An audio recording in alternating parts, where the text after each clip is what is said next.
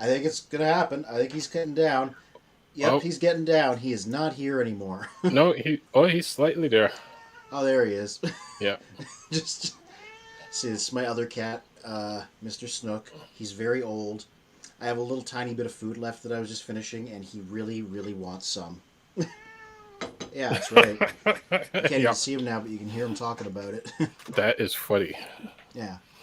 So what? There he is. He's one of the smartest animals I know, which also means that when you want something, he'll let you know about it and communicate it very well. Hmm. That's what you get by being a very old cat. You've learned the ways of the humans.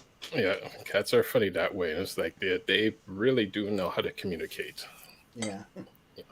And this guy's like, I want this broccoli. And I'm like, I don't think cats can eat broccoli. I'm unclear on what they can and can't eat, but I think broccoli's not good for him.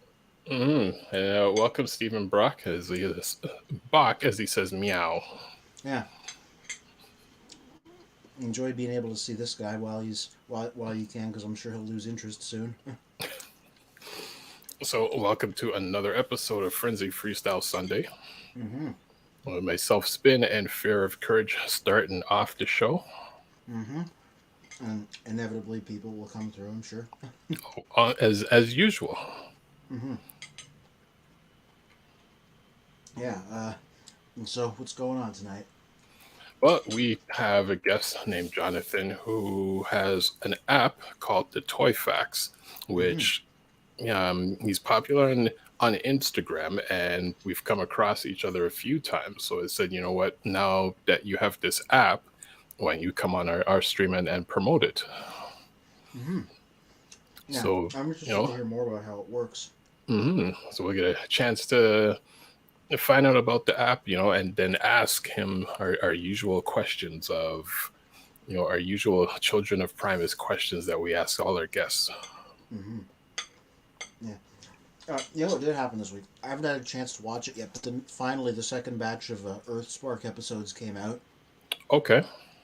Yeah. So Uh, as somebody who had like mixed opinions, there was big highs and big lows of the first set. I'm really interested to see how the second set stands up. okay. I mean, hopefully, although usually with writing and production and everything, all of that is done ahead of time. But I wonder if Mm-hmm. they've made any adjustments according Yeah. to to the crowd reception. Yeah, maybe. It's also just like the early part of any show is always a little bit odd. So you know, releasing in this format now we'll get to see like if they find their footing. True. Yeah. Probably watch that this coming week and then report back next weekend. I get dropped on like Thursday or Friday or something. So Well, I know within that time, we'll definitely see some opinions across the internet. yeah, available on Paramount Plus or any other place where you can locate cartoons online. Good answer. Yeah, I don't even think.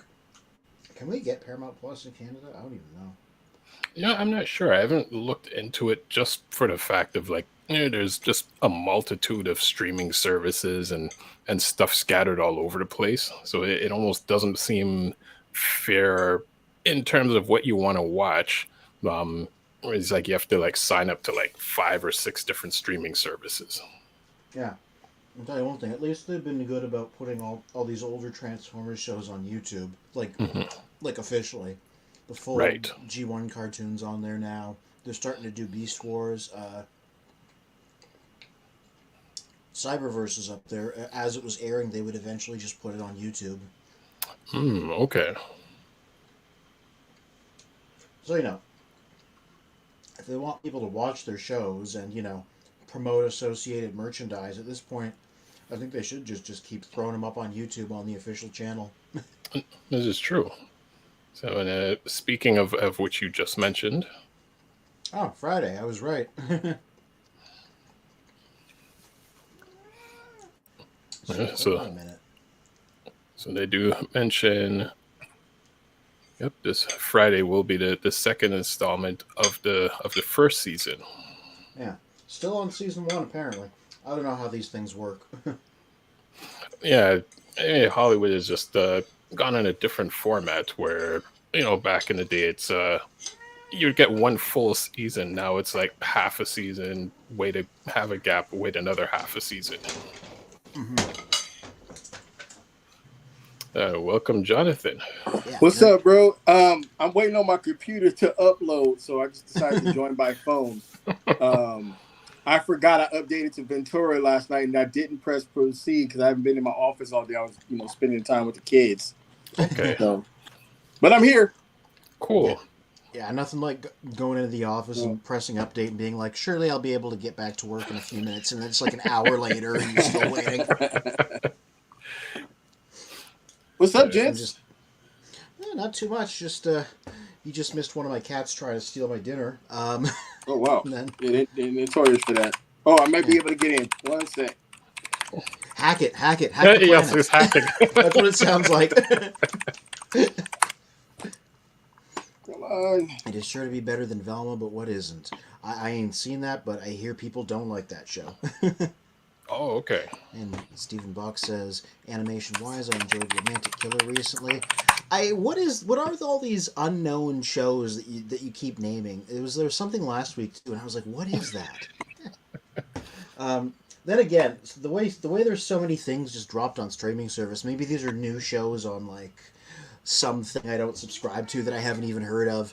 In the bowels of Netflix or something. Mm-hmm. But yeah, we're just talking about new Earthspark episodes just came out. I haven't had time to watch them yet. They just came out on Friday.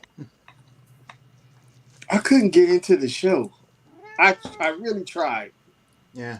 I liked the first couple episodes and the last couple episodes of the first batch, so I want to give the second set a whirl, see what it's like, if it's more like those ones or more like the middle ones that were kind of boring. So I want to give the second set a whirl. Mm-hmm.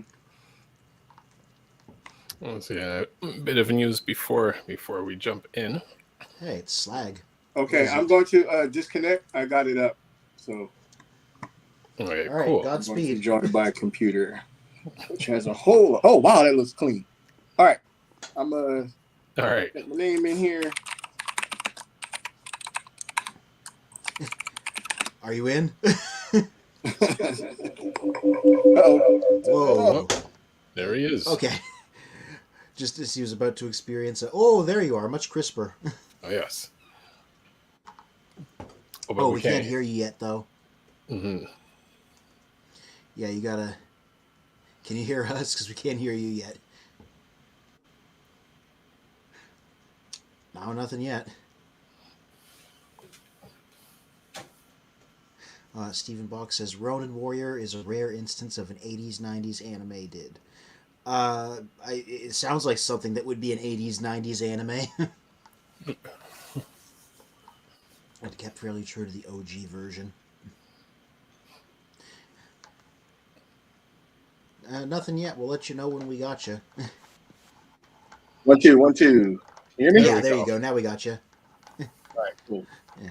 Professor D says, I tried watching Earthspark like Jonathan. I could not stay interested. Yeah, that first patch, it got really dull around the middle.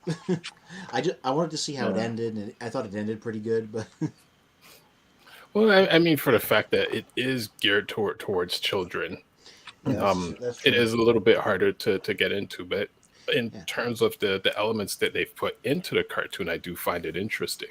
Yeah. There's a lot of plot points at play, like...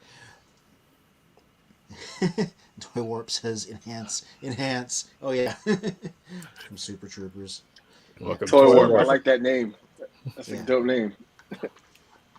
Yeah, he was last week's subject. Got a channel where he talks about Transformers, also talks about like Matchbox stuff and like old car and truck model toys. It's really interesting. It's stuff I don't know about, but he presents it in an interesting way. Did you just call him a subject? Yes, it is Toy Warp. But Anthony, I think you just called them subject. Uh-oh. Don't worry, it's a joke. I don't know. Random words got in there.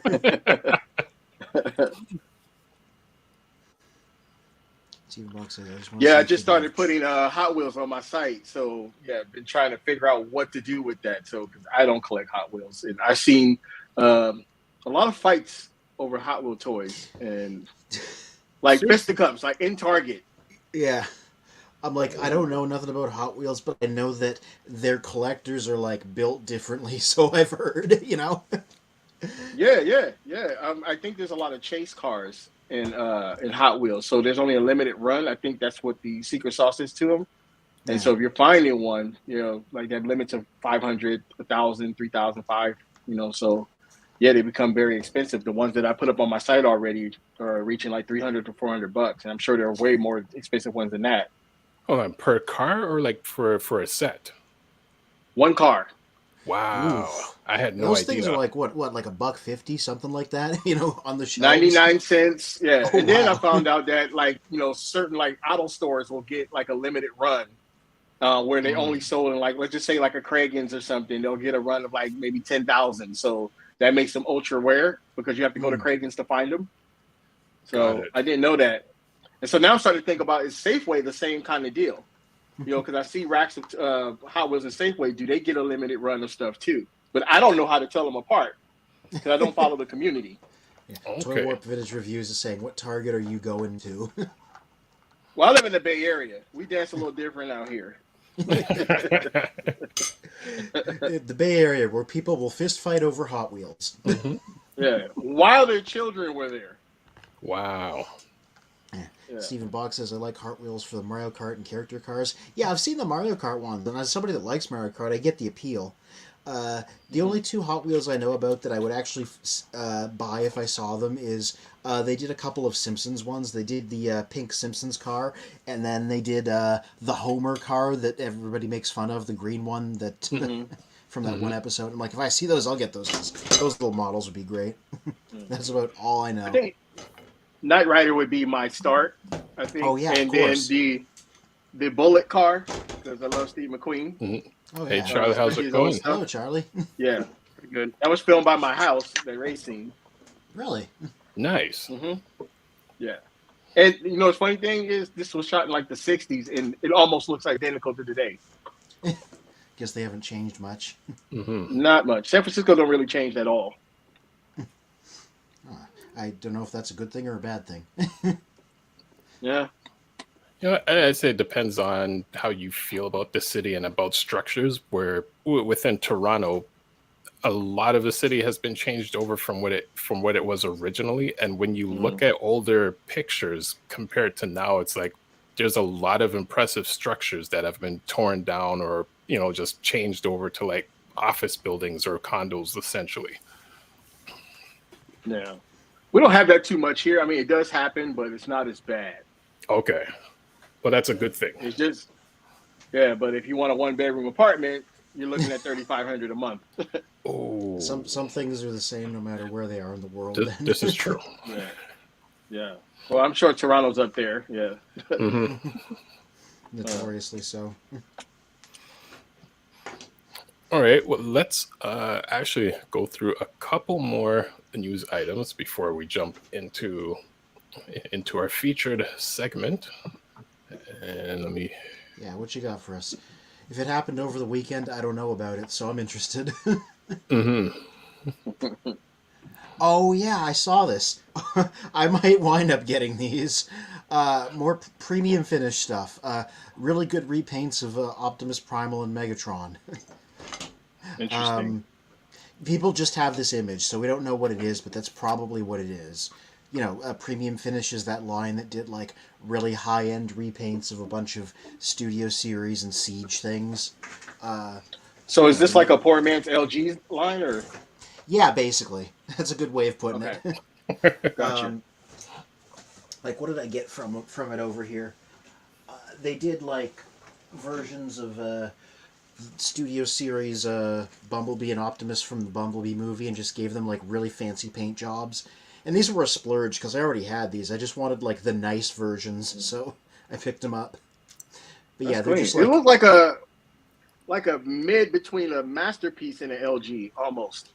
yeah, because these are just like the mainline figures. They just had like Mhm. infinite paint budget for this line and just painted them up really nicely. Yeah, so if they That's do pretty that with cool. Kingdom Optimus and Megatron's behind stuff, but I got Kingdom Optimus here. If they do these guys fancy, I might wind up double dipping because I like these guys. Yeah. That's cool. Him being a real gorilla there. Yeah, so if those come out, then sign me up probably. Well, I'm sure they're gonna hit. Depends on who gets them first. Yeah. Oh, RoboSen won't stop. RoboSen G1 Bumblebee revealed. Yeah, this one doesn't transform apparently, but it just does the automatic robot mode stuff, which makes it less fun. Yeah. Maybe they couldn't get the VW license. No, I think the transformation was a little bit much because he looks like this would have been a hell to transform. They probably should have went with Soundwave. He probably would have been a little easier to transform. Mm-hmm. Yeah. Hey, that's a great idea. A RoboSen Soundwave where you just play music through the phone app through the speakers on it. There you go. Oh God. Hire I would me, love RoboSen. Megatron. Yeah. There was a funny little bit of toy reviewer gossip that came out on Twitter. So Thew Adams, a British reviewer that is pretty big. People like him. He did a review of RoboSen Optimus Prime, and he generally did not like it very much. So it was like a negative review. And then just recently he revealed that RoboSen asked him to send it back because it was a free sample because of that. And also that they asked him not to post the video, but he did anyway. So Wow. yeah. So they're a little bit protective of their stuff. I mean, it's cool for what it is. I own one, so I mean, it wasn't that bad. It's a fun, piece to talk about if you have company or something. I mean, I don't really have them doing all types of crazy stuff like I see online, push-ups and shit. But I mean, it's cool for what it is. Yeah, it was just really funny that they sent him a free one and then they asked for it back because he gave it a bad review and video. Well, why not go back to the drawing board and fix it? Yeah. Mm-hmm. So Stephen Baca on YouTube says, I got some Star Wars Stormtroopers and Overwatch characters Hot Wheels.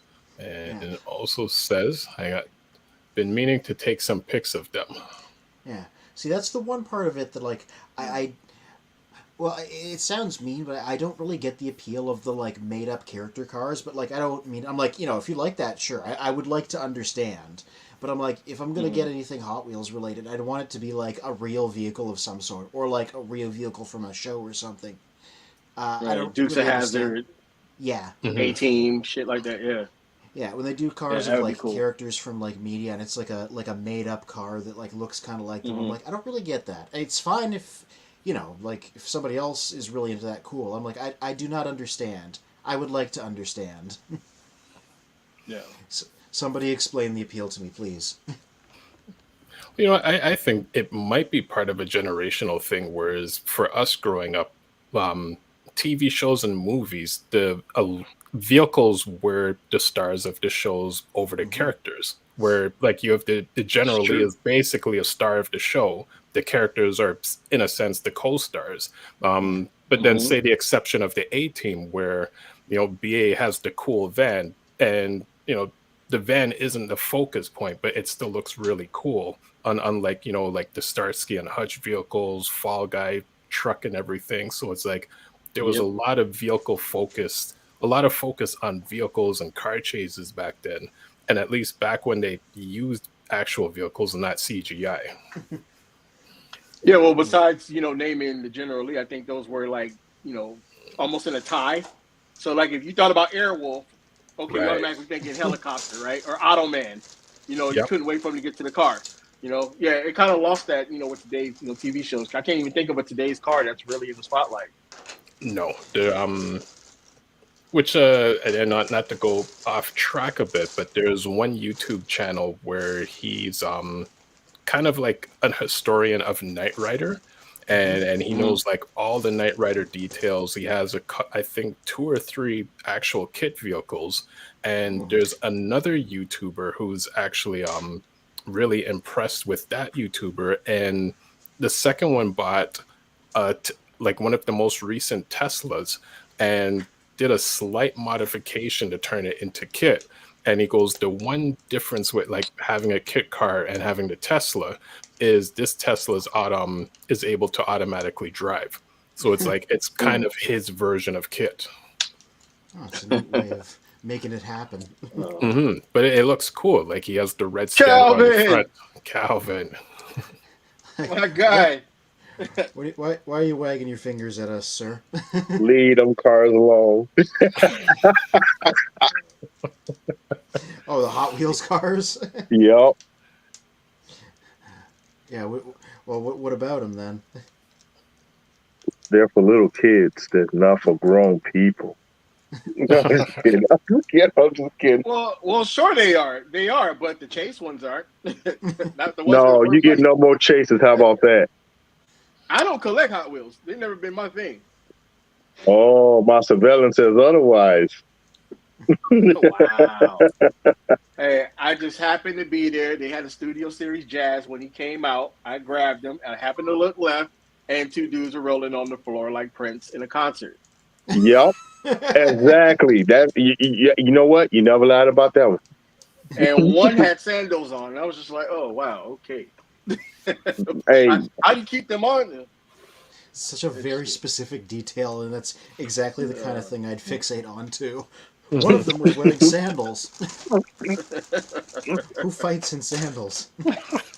Yeah, Right, let's catch up on the comments. So Stephen Box says on YouTube says, hell, TF Johnny and myself could tell y'all some crazy stories. Old Richmond, Virginia and DC buildings, especially RVA, since been colonized so much longer than anywhere else in North America.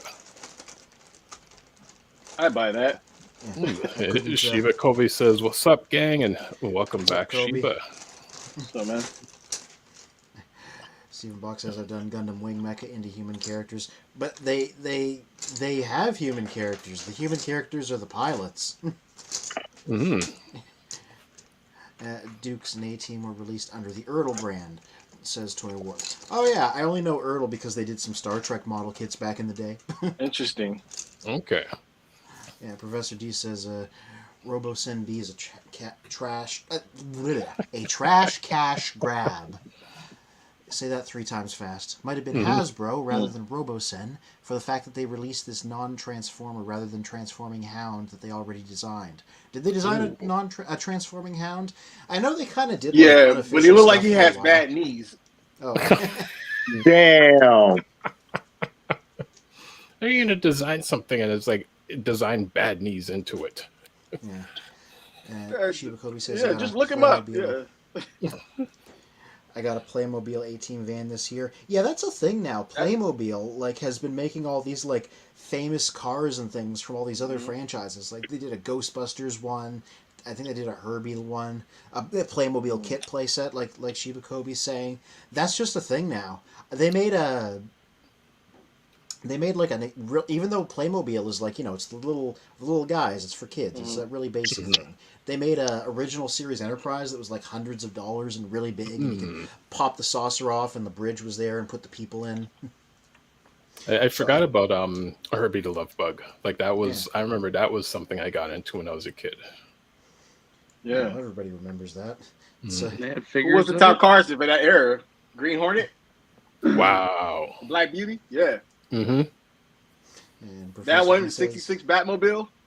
Oh, yeah. Yes. Everybody. Oh, yes. Classic. You ask about famous vehicles. Whatever the current model of Batmobile is will always be a popular vehicle, so. That's true. Dang. Professor D says, I was looking at Jonathan's display style and worried about Calvin showing up considering his compulsion to knock figures over.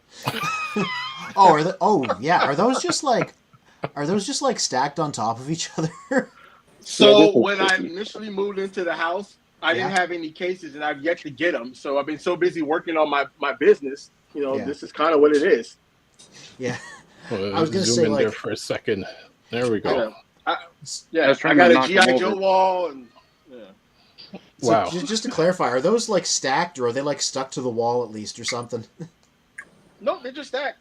Oh, wow. Okay. See, look, I'm the first to admit this. I'm kind of a clumsy guy. I would absolutely trip and knock all of those over if I had this set up like that. That would happen. I'm 6'5", so I can stack them as high as the ceiling and never no problems. Oh, boy. You must be really good at Jenga. Mhm. Yeah, it's better when I'm drunk.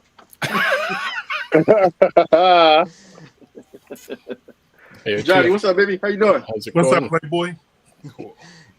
And CGT Cool Guy TV Collection says, "Ladies and gentlemen, Calvin in the building. Oh snap! What's up, guys?" What's up?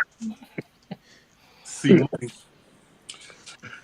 And Stephen Bach says, "Hound looks like he has bad knees." Hound says, "My knees feel older than Cup." Wow. Damn. I'm not that old, Feel but I that. felt that yesterday after we got the crazy blizzard here in Toronto when I was shoveling snow all day, and I felt like I wanted to die afterwards because everything hurt. Ooh. Mhm. Oh, you're But- the youngest one in here, man. Yeah. I just thankfully none of you guys got hit with that. Yeah, we did. Oh, really? What's up, Oh, God. CGT? Yeah, he's giving a shout to TF Johnny. Cool. RJ Eagle just joined. Welcome. What's up, boys? Welcome, RJ Eagle. Mm-hmm. Yeah, boy. I don't even know where we're at. I got so caught up in the comments. No, it's good. It's 8:31. So I'd say our focus of this evening is Jonathan from the Toy Facts. So welcome, Jonathan, and welcome everyone else that's on. Charlie, Fear, TF Johnny, and Calvin. You know, Calvin with his usual murder prime moments that we'll have to mention a bit later on. Wow. There we go. But to Jonathan, so for everyone that's in the comments and watching, tell us a bit about yourself and and especially about your app. All right. Well, most of you who know me, Cal, Johnny knows me already, and you too as well. Jonathan from San Francisco. I initially had a toy store called TF Basement, where I was selling toys, the best price that I could be, and helping out other collectors. Kind of got into toy collecting again when Walmart started releasing the G1 reissues, and I had some luck getting the G1 Optimus Prime, and then I saw Devastator, and then after that, I was hooked. And so since 2018, I've accumulated all of this stuff, having good conversations with you guys, just learning about the community, what are the rules, and just having fun, meeting people. And so TF Basement became too hard to do, so I shut it down to kind of focus on the price guide side of things. That's where I'm doing the Toy Facts, which is a secondary marketplace kind of price guide. Now, it's not as robust as some of the other things out there. I kind of want to keep it simple to just kind of help collectors out where they can kind of get an idea. No way am I the source of truth or trying to be something that that you have to live by. It's just to get an idea of what you can expect to pay on the secondary marketplace. So I set up cap parameters too. So I've seen some obscene toys where they're going well above market because some items are still on shelves. So I try to keep it within parameters of what people are actually paying that's actually seemed to be fair or a little bit over the retail price. That's kind of my focus point. Nice. All right. Cool. So our out of our usual questions that we ask all of our guests. So the next question is, what made you get into Transformers? September 17th, 1984, 2:30. I was in kindergarten, came home. I was doing my homework. Usually my mom allowed me to watch TV while I was doing my homework. Transformers popped on the screen, jaw dropped, went in the kitchen, told my mom, I got to watch this. Can I do my homework after? Got on some Keith Sweat begging on my knees, like, please let me watch this. Please. So she gave in and allowed me to watch. I think I blinked 3 times the whole time. And after that, I was begging my father for weeks to get me toys. Nice. And so since then, I've been hooked. Got a little older. I didn't really get into the G2 stuff or Beast Wars and stuff. But I'm not mad at it. Everybody has their thing, but G1 it is for me. And 2018, I got to thank Walmart for that, for bringing me back in. Now I can't get out. Now you can't leave. Yeah. Nah, I'm stuck. Yep. I told my wife it was supposed to be 5. Yeah. That was the biggest lie I've ever told her. I told my wife the same thing back in 2000. Now, Yeah. Luckily, did I too. was already. I gotta tell you, I was already deep in the sauce when I met my fiance. So, the person that introduced us said, "This is Anthony. He's really into Transformers." And I said, "There's more to me than that." Angrily. So, in the long run, that helped because that was established literally from moment one. So, That's where you start. That's crazy. yeah, all uphill from there. Nice. She might have broke up with you if you said GoBots. Yeah, there you go. Damn. She should have broken with it. Thank God it all worked out. Yeah, everything worked out. Yeah. So It's you, like you choosing Betamax over VHS back in the day. wow, yep. Yeah. A Discman over a Walkman. Or Yeah. HD Oh, DVDs over Blu-rays when that was a thing. Right. Yeah. And Johnny heard me talk about this. My father was, he wasn't the most expensive guy when it came to some of this stuff. So, like I said, he would come home with off brands that had nothing to do with the show, like cars that didn't exist. Like we would get like Novas and Gremlins that transformed, and some of them came without no gas or registration paperwork. It was a mess of some of the Transformers he would give us. I'm like, who the hell is this? Right. Yeah, but Oculus Prime had jaundice. It was all bad. yeah, but the joke It's time to is, be alive. I had the same thing growing up where it's like we couldn't like only occasionally we could get like an actual Transformer, but other times my mom would come home with like these imitation Transformers and stuff. And the joke is the original 3 guns, the Diaclone guns that Megatron came from, I had one of those silver ones. Just thinking this is my version of Megatron until one day I can buy the real one. Not realizing fast forward like 20 something years later that gun was a part of the 3 set that Megatron came from. Right. It's But who could know that back then? Nobody. None of us knew that. Right. I could totally relate to Jonathan though, because I wouldn't get knockoff Transformers. I would just get like the mini bots. Like, I mean, I wanted Sunstreaker. I wanted Thundercracker, Shockwave. I'm getting Sea Spray and Warpath and Wheelie. I'm like, come on, guys. They literally came out I with know the these rub are signs $3 because a season. Jesus. they came out with the rub signs because knockoffs were so common, and they were just like, if he doesn't have a rub sign on it, it's not a real Transformer because there's so many bootlegs. There's even the commercial where they got Optimus and Megatron united, being like, only we have the right to be called the Transformers, just straight up calling out bootlegs. dang.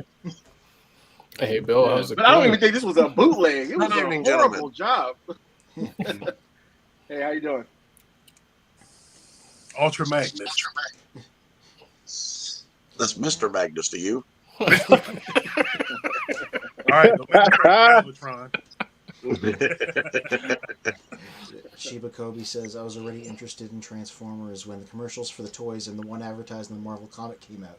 Then I looked in the TV guide, found it, planned, and watched. Nice. I had no idea about this show. It just popped on. RG Right says, time, "I'm right place." using Robotech and fake small, non-combining Voltron figures as Transformers substitutes. I feel your pain and I hear where you're coming from. Yep. Amen. So I don't know about you guys, but here in DC, like when I first saw the first episode of Transformers, the season 1, episode 1, I don't remember a lead up to it, but it was a part of a block of cartoons that came on early in the morning on Saturday. It was the Saturday or Sunday morning, and it was like I forgot the other cartoons because I was so focused in on Transformers, but it was part of a block, and it was called something I just can't remember. Well, Not the comic strip, was it? No, the comic strip, that was like Tiger Sharks and all that, right? right. Oh yeah, you're right. You're right. You're Yeah, right. You're right. that was later on. See, No, from- I can't remember. From what I I remember, remember watching GoBots before I ever got Transformers. oh yeah, No, yeah, same here. Yeah. Well, from what I remember in terms of the Transformers was they, was it, I think WUTV 29 purposely started them on Sundays because Saturday mornings were already packed with a ton of hit cartoons, and they're like, let's not compete with Saturday mornings. Let's start Sunday mornings with Transformers Gem, and I think like like 2 or 3 other cartoons, and from there, that's when it went from Sundays to Monday to Friday. But then connecting with other people all over the internet now, other people had it on Saturdays with their Saturday morning lineup. So it all depends where you grew up. Right. That's weird because mine came on during the week, even season 1. So we had it once a week on a Monday. Interesting. Yeah, ours was Yeah. Monday through Friday at 3:30. It was That's right season 2, yeah, because it did the same thing. If our bus was running late, me and my best friend were like, we're going to miss the beginning of it. We get off the bus, we got to run to the house. Mm-hmm. It started 2 minutes ago. I don't know what network I was watching in the early 90s, but the Generation 2 reruns that I started with, those were always on in the morning before I went to school, Monday to Friday. Like, I don't know, 8 o'clock maybe? Oh, when they had Tommy, when he had the fake robot of Optimus Prime? No, when they started replaying everything? That's even earlier than that. Generation 2 was, they had the CGI opening and closing, and then I had, like, CGI scene transitions instead of the faction symbols flipping. Yeah, that's the version that I grew up with, because it was on before I went to school, so... It's interesting. Yeah. So is this our guest up here in the top right? Yep. Yes. So, Mr. Magnus, how you doing, yeah, welcome to Jonathan. Hey, Jonathan, meet Mr. Magnus. Mr. Magnus, pleasure. Pleasure's all mine, mate. Thanks for joining us tonight. Thanks for having me. We had a lot of storms rip through the Midwest here this past weekend, so I've been up since 6 o'clock clearing trees and putting on roofs and everything else. So. Wow. Well, Yeah, it's So- been a bitch here. Yeah, well, I won't complain at all because all I had to do was turn on the heater this morning. I'm on the West Coast, so. But didn't y'all just get some snow too in California?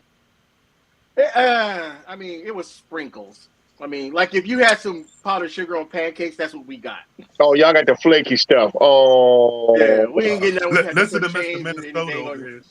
Yeah, Oh, Yeah, well, we getting a snowstorm right now as we speak. Look at that. Look at that right there. Look at that. We're not messing with y'all. there we go. Yes, That's did you take this yourself? I did. That was after nice. like 2 hours of shoveling the sidewalk and the driveway, and I'm like, you know what? I got to take a picture of this. Wow. That's crazy. Dang. Yeah. Funny. So, because of the price guide app that Jonathan was talking about, I thought about a book I had that I wanted to find. This was important to early me. This is The Unofficial Guide to Transformers, 1980s through 1990s. And this came out in 1999. I still got it on my shelf. It's basically an item in and of itself. I need to find that. I think they still make those. Don't they make price guides, Jonathan? Still like books, price guides? Not that I've seen. Yeah. Yeah, I think they still have those. As a kid, I didn't particularly care about the price guide part of it. I liked it because they had pictures of all the figures and stuff, right? So this was my introduction to a lot of the... Yeah, this was my introduction to like a lot of the older G1 toys, basically, in here. Wow. But the funny thing about it is, it's a price guide, and like they have like a full list and everything at the start of each chapter. Like it's the 1984 section with its price guide. And I would want to see how hilarious some of these prices would be these days, because like they're like Optimus Prime mint in box, $230, loose mint and complete, $70. Like I wonder how that stacks up in today's market. I tried to put him on my app, and it was so hard to do because he has a price range that's all over the place. I've seen one for almost $20,000. Oh, Yeah. But it was flawless. Was it rated? I'm sure they're rated. Like if you have like a 9.8, box G1. That's funny because this one didn't have a C rating on it. It was just raw, and so yeah, you could just name your price on those. I mean, but if you go again and get that thing rated, it'd probably be worth more to the right collector. The thing that's probably changed the most is the very last few sections of the book do Beast Wars stuff because that's just what was new, and they're just listing like standard retail prices. They're just like, $8 to $10 for these carded basics here, and I'm like, those do not cost that these days. wow. They cost $60 to $70. Yeah. But yeah, I just thought about how like hilariously out of date the prices in here probably are compared to your app. It's hilarious. Well, I mean, yeah, I usually base it off the retail, and then I kind of go from there. So that takes me a bunch of time to just hunt down the retail to try to get it correct, and then kind of like shop around, see what's on sale, where's it being found, and all of that stuff. So that takes a lot. So one toy could take me up to an hour, even almost an hour and a half if it's popular enough. So yeah, I put a lot of ingenuity in that. Yeah. I just used the app to Friday, Jonathan, because I've been in the market for a Shattered Glass Jetfire Wolf of Cybertron, and I see what they're going for eBay, and I wanted to see what they were going for, and I think the average was like 190, 191, I think you said. Ooh. I was like, Jesus. So I ended up going to AliExpress. I have a store over there that I trust, and I've had a decent experience with it. I got one for I think $120 over there. Yeah, there it is. There you go. Nice. Yep. Yay! I have one too. The original release on that, man. Nice. Yeah, he's expensive. Yeah, I regret not getting it when I had the chance. I messed up, so I don't have one. I have the regular Jetfire, but I'm not missing out on Grimlock. I'll tell you that. Oh, I'm definitely yeah. Just let you guys know he's going to be reissued again. So. Who? The Shattered Glass. You heard that for a fact? It's a fact. So you just gotta wait. Let the scalpers play. Let them play. Let them play. Because they just did another issue of the original Jetfire. He's coming out, but in Canadian, he's existence. I can order right now, but I already have one. Yeah. But they reissued the Shattered Glass Jetfire. He's going to be revised again. And it'll sell out in minutes. So, right back out in minutes. Well, because they were kind of sneaky with it, like what they did with Jazz and the Guardian. I barely got any warning on that. It was just there. Yeah, they just dropped it. I got Do you get any notifications? I was fortunate enough that somebody put up the link to pre-order the Jazz. Or y'all talking about the Origins Jazz? The Origins Jazz. Yeah, and when I went to the site, there was 2 left, and I was fortunate enough to get my information in there first. Yeah. Now, Canadian distribution is generally not great, but buzzworthy stuff like that we don't have a problem with because Toys R Us stocks it, and it stocks way too much of it. There are still rows and rows and rows of Silver Streak and Pterosaur and stuff at my local place, and Origin Bumblebee eventually sold out, but it took a while. So I'm just going to wait for 2,000 of him to show up here, and then I'll be good. You still get Jazz at Target. You can pre-order for $24.99. Yep. You said you can get the new Jazz at a Target? Yep. Yeah, he's It's a Target exclusive. Yeah. All right, so let me catch up on the comments. Toy Warp says GoBots were first. If anything, Transformers are the knockoffs. Yeah, I've heard that a little bit contested because I've heard that like GoBots was first to market, but but they knew Transformers was happening and were doing it, trying to get to market before them on purpose. I can't verify that, but that's the version I've heard from place to place. No, they talk about. Have you ever watched the Toys That Made Us on Netflix? Oh, yeah. Maybe I heard it there because I did watch that. Yeah. Yeah, they go into it right there. They beat them by like 2 months. Yep. Yeah. And when you're a little kid, 2 months. But are they really like first? Years. Because Diaclone is basically Transformers anyway. It's still first. Yeah. GoBots is from Machine Robo the same way Transformers is from Diaclone. So same origins in a Japanese line. Mm-hmm. Question is, which of those came first? I don't even know that. Machine Robo was Bandai, whereas Diaclone and Microman were Takara. So Stephen Bach says comic artist Stuart Sager, favorite Autobot is Sunstreaker, and favorite Decepticon is Soundwave. And Shubi Kobe says I was one of those people that religiously scanned TV guides for neat stuff to watch. Me too. Yep. Cool guy TV collection on YouTube says that was me growing up. I never got the Optimus Primes or Megatron. I got Warpath, Sea Stray, Power Glide, etc. The worst. Like you're happy to have a Transformer, but it's barely a Transformer. What were you guys' Look, no first trade Transformers? value at school. Nope. Hell no. Nope. What was your first Transformer, Johnny? Say again. What was your first Transformer? It was a mini bot. I want to say it was either Bumblebee or like Cliff Jumper or one of those guys, I think. Which I was happy to have Bumblebee, but again, I never had a Prime, I never had a Megatron. I got them through trading and stuff like that, but I never, was never gifted one. Yeah. Mm-hmm. I think I think every kid in America had Soundwave. So I did have a Soundwave. Not me. Yeah, really? Not I me. feel like everyone had Soundwave. My birthday's Get in my first December, Soundwave till so 39. I'm one of those ones that gets their birthday wrecked by Christmas. So on my birthday, I always say the first Transformer that I ever opened was Skywarp because he was the first one of the two that I opened. Nice. And on my birthday, I got Skywarp and Wheeljack.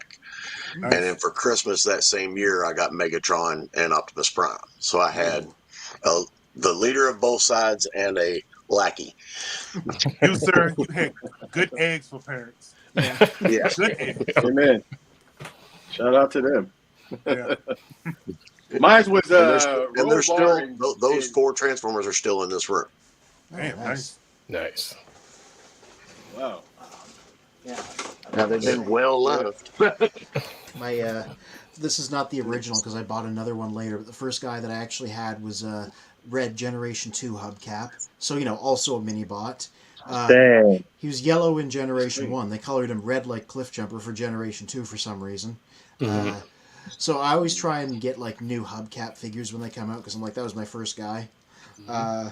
Oldest one I still own is this random mini-bot sized guy from Generation 2 called Windbreaker. It's another really basic guy. He's never been in anything. He was just added for the toy line. This is vintage. I didn't have to go rebuy it. So I'm assuming that's Wind Charger. That's what it looks like. Is that what that is? It's funny because it's like, it apparently not. He even has the same alternate mode. Like, I'll just transform him real quick, but and he looks a little bit similar, and he has a similar name, but no, it's a different character. Maybe they just thought that Wind Charger wasn't cool enough, and they wanted to paint him orange and give him a different name. And his, we see how Hasbro felt about Wind Charger. Yeah. Yeah. Oh, nice. Yeah, that's really good. That's awesome. Yeah. Nice. I see you missing the spoiler though on Wheeljack and those hell reticence on Skywalker. I have this thing about the ones that I played with. I don't search for the parts. Nice. This is the way that I kept them, so this is the way that they have to live. That's great, man. You kept those. Damn, I don't have anything. I can't believe they're coming back out with that. Say again? Oh, that's funny. I said I can't believe they're coming out with Skywarp and Thundercracker for that Transformers Yeah. line for Walmart. Yeah. Ooh. That's cool. Yeah, you could tell this was a Generation 2 figure because of these colors. Yeah. It was the style of the time. Mm-hmm. Here's the hubcap, by the way. Funny, he almost looks more like a Hot Wheels character. Yeah, straight up. Both of them do. Yeah. Well, then later on, and I don't have any vintage ones, but I have some repaints they did later. They took the GoBots name because they had it at the time, and they assigned it to a line right at the end of Generation 2 called GoBots that were literally the same size as Hot Wheels cars and could work on their tracks. This is a repaint that they did later for Robots in Disguise, so it's not a vintage Generation 2 one, but yeah, they all transformed like this. They were all just Hot Wheels scale cars, and because Hasbro had bought Tonka, they named them GoBots to make sure that they had the name. See, that's when Transformers were the most fun. It took you 2 seconds to do that. Now you need like all types of schematics to get these things transformed. 36 steps. I'm a 55 proponent steps. for simple transformations. That's Like, big do you have an Allen thing of wrench? You need a toothpick, a paperclip. I'm like, damn, am I MacGyver? Yep. I like the transformations now, man. 55 steps for Megatron gun mode. I'm like, I always I had to talk put on about reading how glasses once. much of the Beast Damn. Wars figures were one-step guys, like fully articulated. They got the weapons and everything, and then you just Yep. like pull the crank on the tail, and it transforms into its alternate mode, and you're done. And I'm like, this was one of my favorite gimmicks they ever did. Because unlike one-step changers these days, they were still proper figures. But that's taking out some of the fun of it being a Transformer, though, right? I don't know. I find doing this fun. That's fun, yeah. I don't know. I like the whole puzzle aspect of it. Yeah. Anyways, let's catch up on the comments. Shiba Kobe says, I got Transformers on Saturday mornings on KVOS after the initial weekday miniseries, and it continued to be on Saturday mornings, and then also on both channels during the weekdays. Professor D says, Power Glide and Gear's Windcharger Beachcomber designs were cool. The rest of G1 Minibots sucked. Shiba Kobe says, at one point, TF's Transformers ran concurrently at the same time, 3 p.m. on both stations, and it was 3 p.m. for one, 3:30 on the other channel. Yeah, that's the kind of stuff that bounces right off the dome with me. Which network aired what show? So for me, Transformers came on the same network as Married with Children when Fox bought that network. Yes. Yeah, that was the same channel. Look, we're I guess you could say it was Fox to me. Yeah.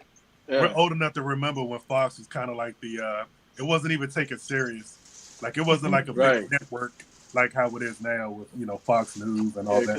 Mm-hmm. Who was carrying it back then? You had what, Tracy Fox 44. That was the channel that carried Transformers and G.I. Joe for us. Mm-hmm. Yeah. Well, for us, it was WUTV 29. Before Fox bought them, they were bought from Fox. I think it was Channel 20 here, WDCA. It was Channel 20. It was 2 for me. KTQVU or something like that. Or Channel 5. One of the 20 or 5. Cool Guy says, who remembers the knockoff Transformers Interchange Robot Convoy? Interchange Robot Convoy sounds like a random Takara character, like an official one. Seriously. And RJ Eagle has a question for Jonathan. He's curious to hear what recent Transformer prices have inflated ridiculously on the secondary market. I have seen figures like Greenlight, Nova Star, and other female characters go up crazy. Yeah. I think the female box, especially Nova Star and Greenlight, they always been high since I remember. I own one. I have her over there. But Grimlock has skyrocketed all of a sudden. I don't know why. He's pushing over a little bit over $200. Which one? I think it's the Studio Series. Oh boy. You talking about the Bayverse one? Or you talking about the 86? The Legacy or the 86. 86. So right now I have him going for roughly. Well, it's been a while since I updated him. Oh, that Let me check. One sec. So he's averaging about 165. Jeez. You could have found him for like $80, but all of a sudden, 160. now that more of the Dino, now a lot of the Dinobots are starting to come out. People are missed out on Grimlock. Now they either want them or they just want an extra one. Yeah, that's probably why. Because they weren't sure. Now that they're almost done, people are getting the early ones. Yeah, that's probably the biggest figure that I've seen that people are going nuts over. And that's already been out for a while. Yeah. So Toy Warp Vintage Reviews on YouTube has a question for Jonathan. Does your app just do new toys, or does it include vintage? I just started doing vintage right now. On the G1 side, it's just Prowl, Megatron, and I can't remember who else I add. Runabout. Those were the easiest ones that I found that had specific pricing that made sense to the area. Now remember, this only takes care of pricing on the secondary market. No way this does any type of ingenuity. I'm sorry, not ingenuity. Like auctions and anything like that. So traditionally, when I'm pulling these prices, I'm looking between Macari and I'm also looking between eBay, a little bit of Etsy and Facebook Marketplace just to kind of see where everybody's at. And then I put caps on my my website to only pull data that's only specific within those ranges. So I plan to do the whole line of G1, but it has to make sense. I just don't want to throw things up there if the price is not consistent. Oh, no. Do you manually update that, or does it automatically do that? I guess you have to manually do it. Right? It automatically does it now. So it pulls up every 24 hours. Oh, nice. That's great. Yeah, so you go into app, pick a toy, and you refresh the screen. Once you're in there, boom, it'll give you today's price And of that's what it's good sold. too if you're Now, selling, Jonathan. That's yeah, well, good the too if goal you're is selling. to, yeah, if you're selling, well, it's not to. I'm not trying to help. Like, I guess the word scalpers. You can sell a toy for whatever you want to. It doesn't matter to me. I don't care. You bought it. You can sell it for what you want. But at the same time, I'm just trying to, give people an option to kind of just see what it is. Like, okay, Right. if these people are paying this, well, where are you getting these high ass figures? But we've all overpaid. Like, I paid. I missed out on Unicron, so Big Bag got me for double. So I ended up paying like $1,400 for mine. But Damn. that's the name of the game. No, I was saying for me specifically. So I was getting out of control. I just had too many versions of characters, right? So now I'm starting to sell the older ones off. So it's good to go to your website to see what the value is, so I can have a number to kind of list it to sell it. You know what I mean? I can kind of know, what I can expect for it, or roughly.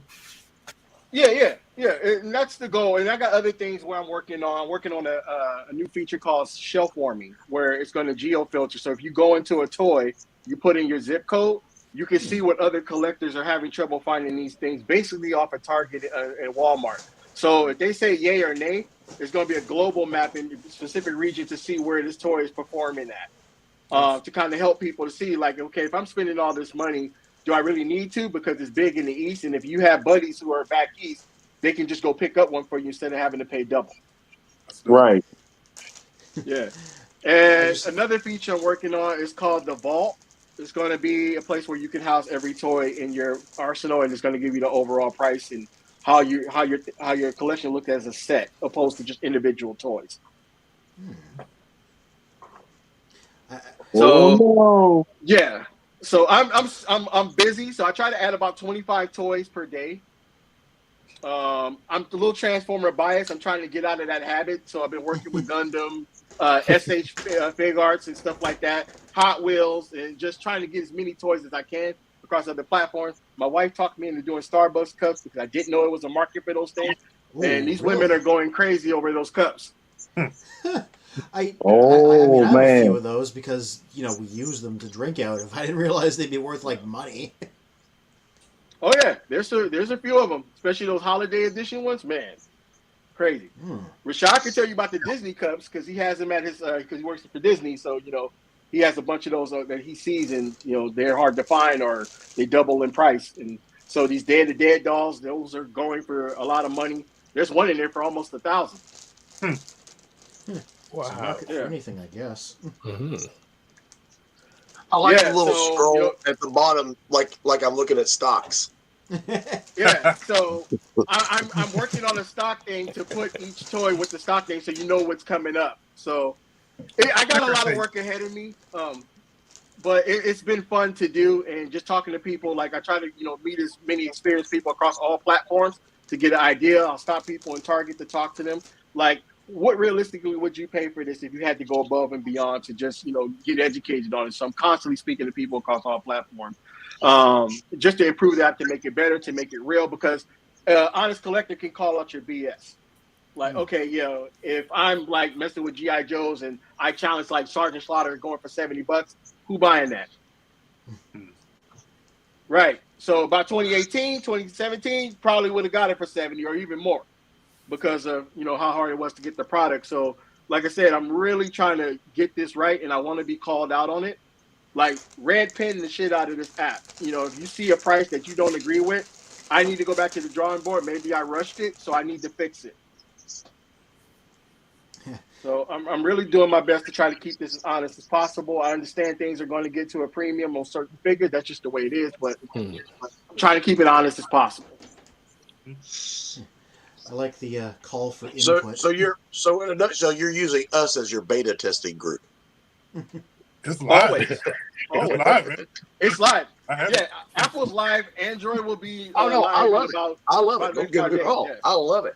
As soon as you started talking about an app, I just went and downloaded the damn thing. I appreciate that. I'm even doing comics too. So first appearances, it's in the first top row. I'm doing those, and then I'm going to start doing like deaths, and then catastrophic scenes in comic books that maybe have some value of if you're, getting into the comic books, you can kind of see what the secondary market. Now, like I said, auctions are a totally different ball game because those tend to go for a lot more. So, some of the traditional older characters like Spider-Man is going to be hard to price because the majority of that comic goes for like $2 million. And I doubt you're going to spend $2 million on eBay. Yeah.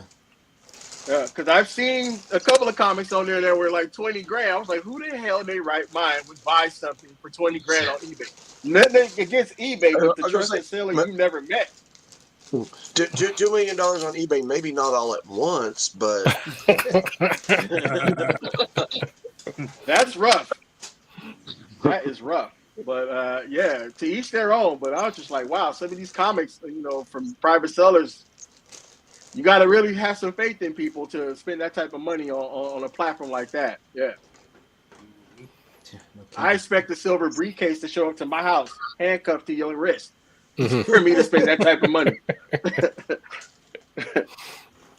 So right here. RJ Eagle has a question for everyone. Are you guys going to get the Guardian robot if you already own Omega Supreme?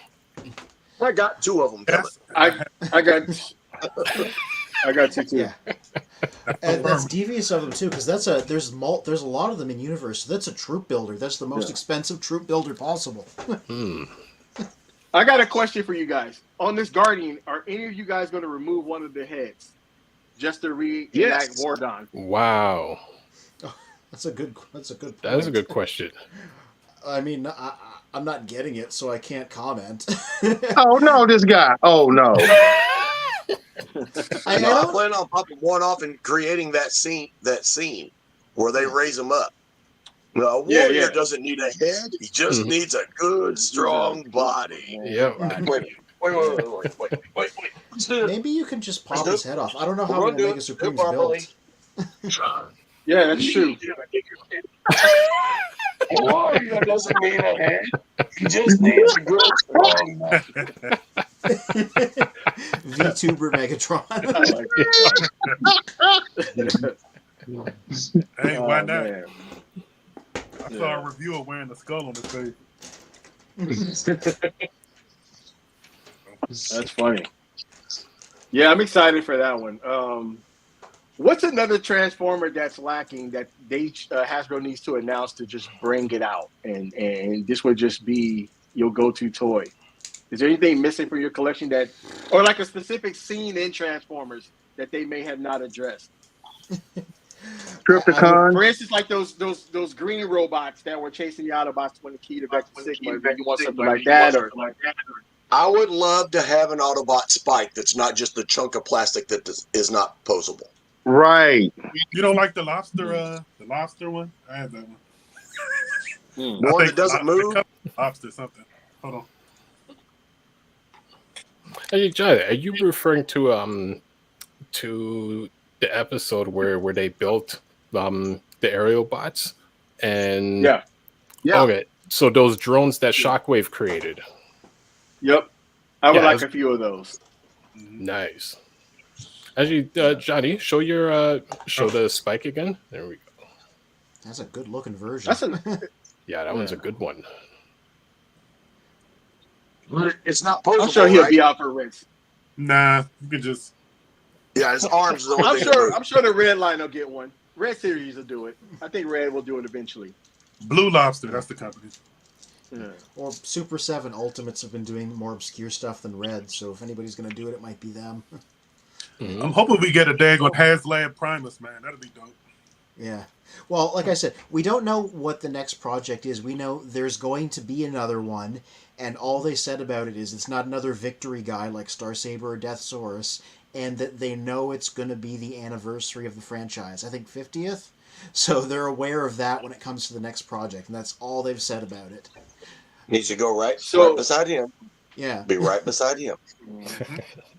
Well, what's the biggest moment? Well, you have to be targeting the first episode. So what happened in that episode that was so monumental for us to get something of a HasLab? Yeah. Besides coming to Earth, we already got the Ark. Yeah. Surely to God, they're not going to give us the mountain. You say that, but I'm like Oh. a big giant playset for figures, like a Snake Mountain type thing, but it's like the Autobot Mountain. That might be an idea. That ain't gonna That fly. or Well, what about actually, I I would was buy it. I'm sorry, I would. I would. Yeah. I would I buy would it. too. Yep. But what about the Decepticon ship? Is it the The Revenge? Nemesis. Yeah. The The Nemesis. Well, we rumor know we're is getting that Nemesis. that is I know the coming purple because potato Shockwave already turns Yeah. into it, but Yeah, what I if we have- got a Titan size one? yeah, the rumor is that's what's coming next as Legacy Evolutions Titan because we don't know what it is yet. Like we have this Guardian robot, which is like the limited one, like Black Zarak last toy line, but you know we don't know what the main Titan is for this line yet. And a lot of people think it's going to be the Nemesis because the big poster art that they put out of the whole line, there's a big Decepticon face there, and people were like, "Oh, that's Tarn," but then they pointed to the details and be like, "You think that's Tarn, but that's actually a different face. It's similar, but it's not quite the same." So the Nemesis might be staring us right in the face.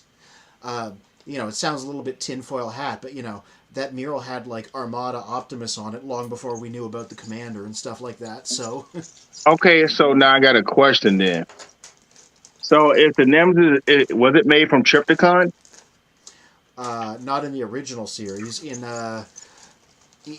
War for Cybertron, and it was the other way around. Trypticon got rebuilt into the Nemesis after his defeat, I didn't and know then that. you know briefly Wow. appeared in Transformers Prime. Now I wonder. They never really did say where Trypticon came from. Maybe they did it like that on the cartoon. That's not canon. They haven't said it, but like it would definitely work. You know, based on the timeline of things. well, I mean, in the cartoon, they made it appear like they just built him from an existing city, and then the city Yeah. transformed. Yeah, it's So, interesting. what do you guys think the Mr. Autobots Purple landed Potato! in G1? Hey, Purple That's potato. Ooh, Where do you find that? yeah, I've never seen that. Shockwave, but it turns into the Nemesis. yeah, that's a Ultra third-party Magnus. masterpiece. Mr. Magnus mentioned it. That's the purple potato, isn't it? Wow. From Lemon Tree? Yeah, Oh, Nope, I man. might have to grab that. Yeah, I I'll got have it it just in for the the other form. It was hell to transform, I'll tell you that. so you asked So- where the Autobots landed. Yeah. So, what city do you think they landed in? Well, okay, it was supposed to be Mount St. Helens, but they Here's changed the it to alt Mount form of St. it. Hilary.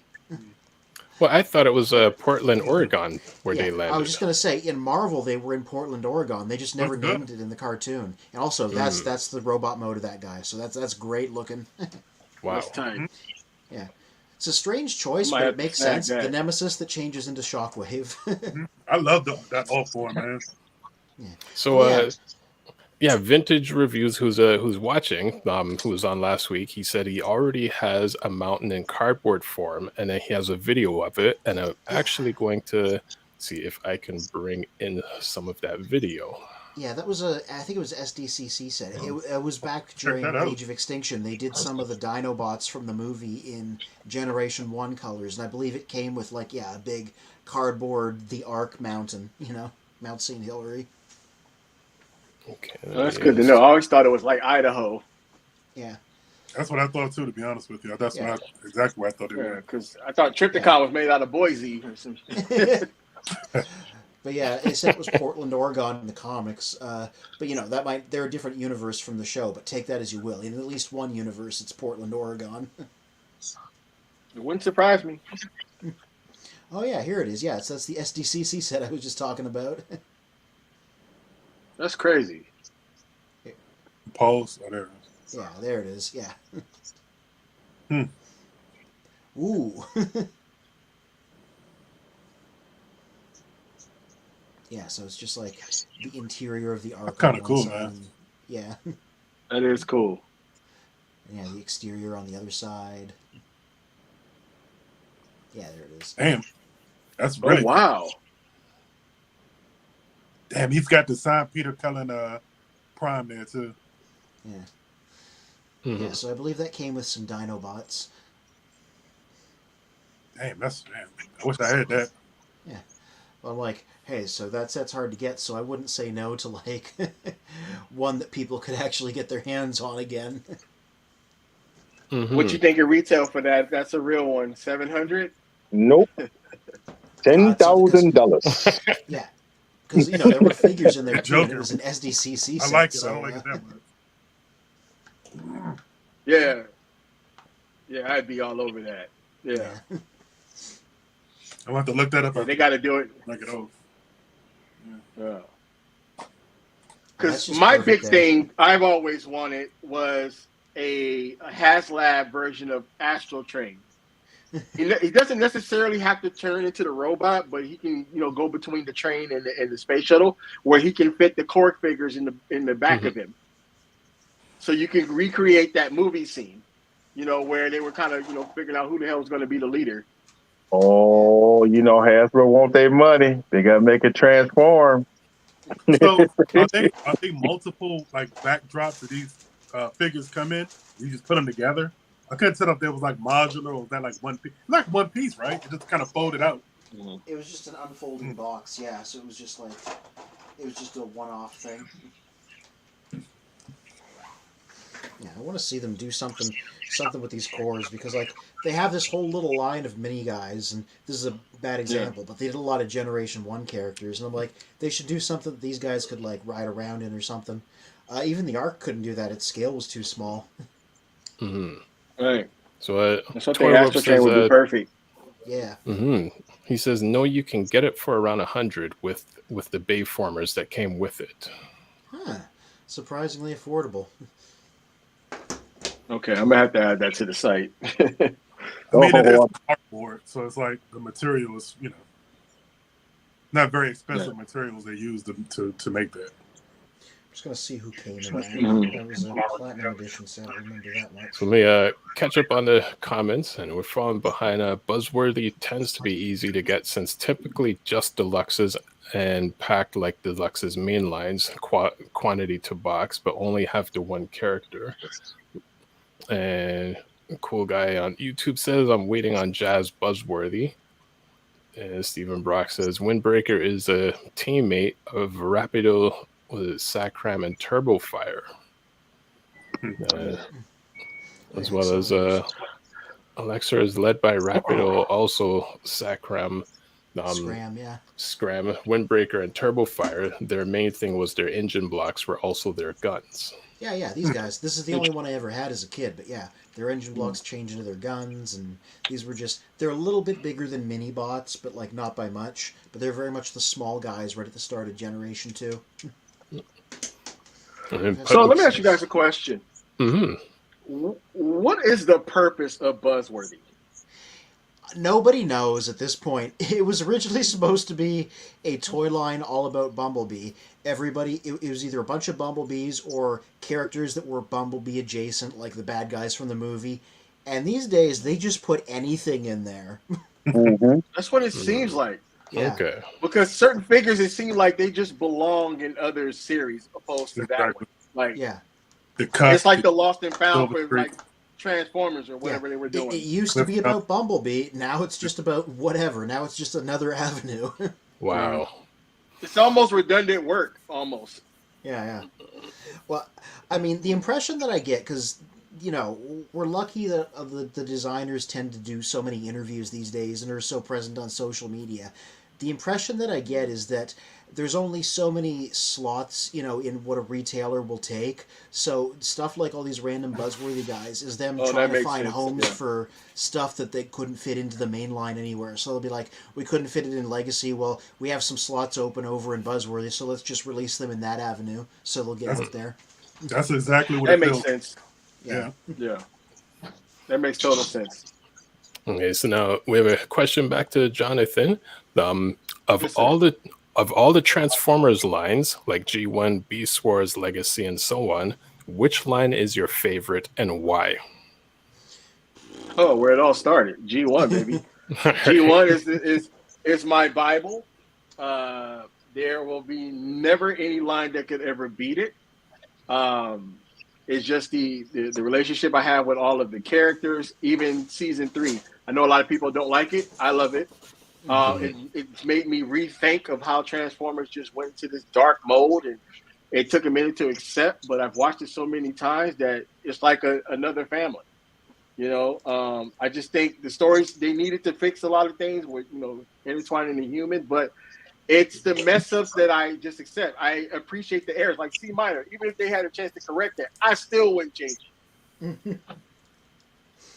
The odd shapes and all of that stuff. It's just what gives it character. I mean, it's Transformers, and you hear all the stories about how Hasbro was pushing, Bob and the rest of the guys to do all of this stuff, and they had like 10 minutes to get an episode out.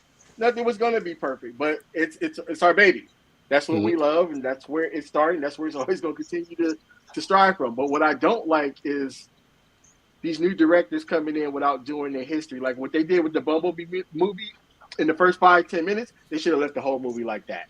Yep. That's what the fans wanted.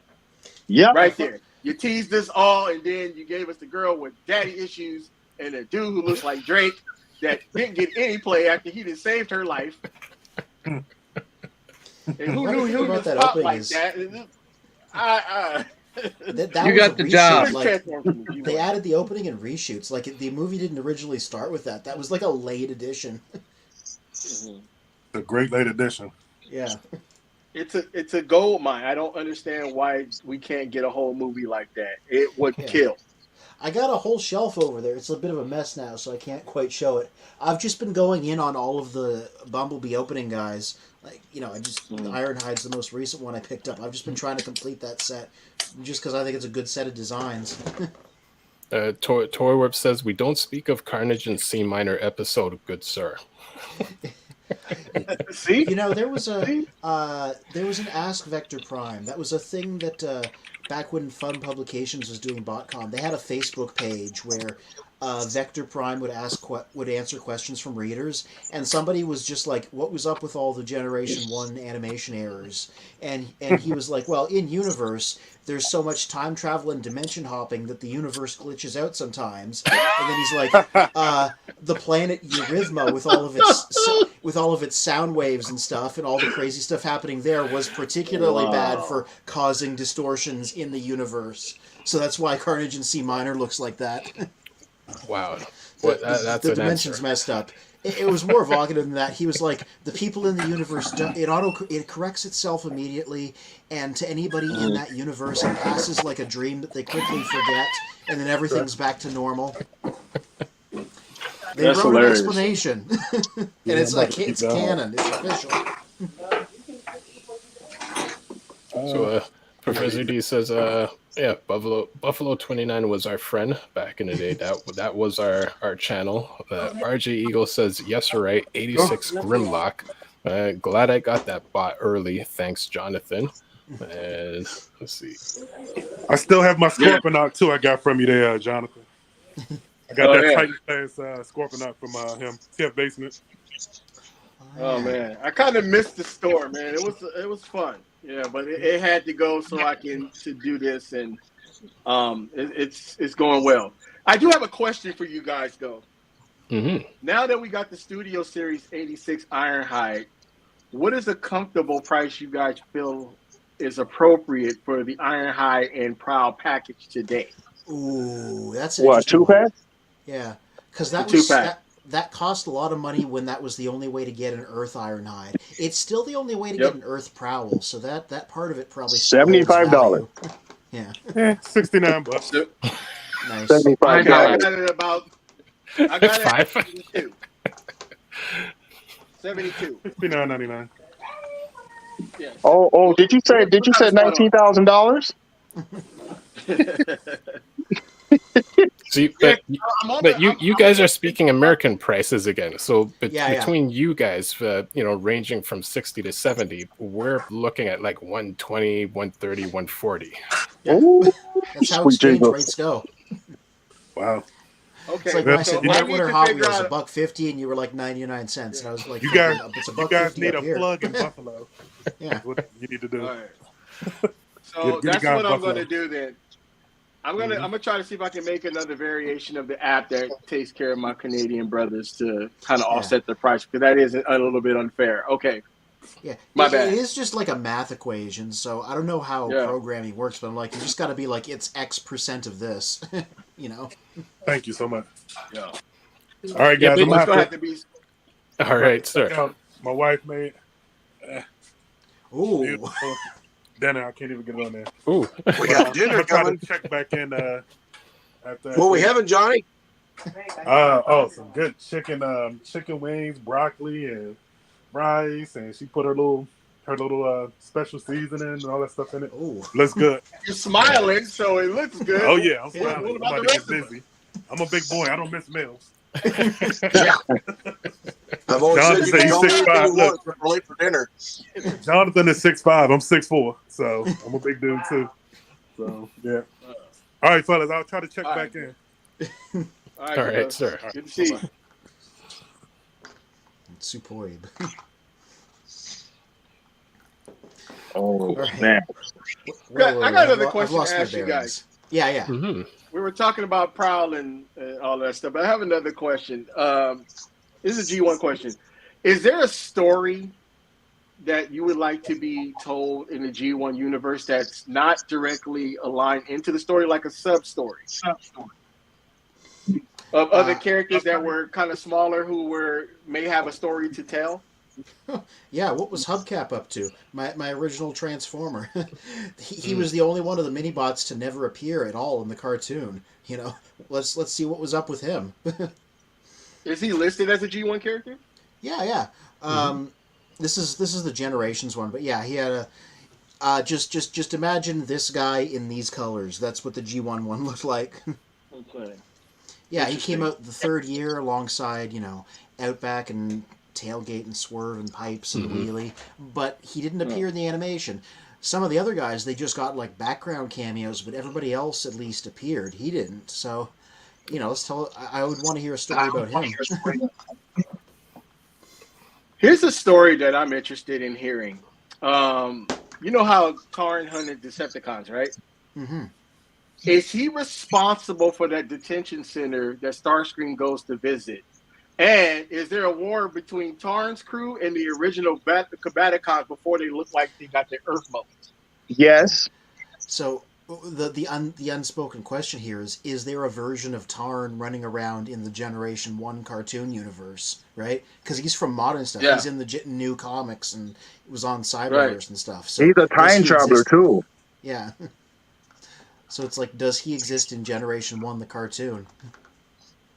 Is he responsible for removing them from their structures? That's a distinct possibility if he's around. I mean, if he's kicking around that universe. That would be a good story where he was responsible for locking up those personalities that Starscream then went back and stole. Yeah.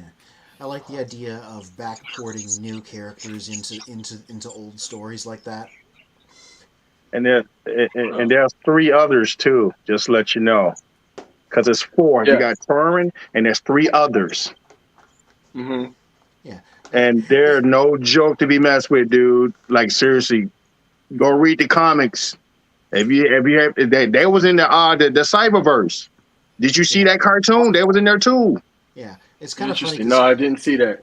Tarn has such a distinctive design and is such an interesting character that everybody only remembers him. They don't remember the rest of his crew.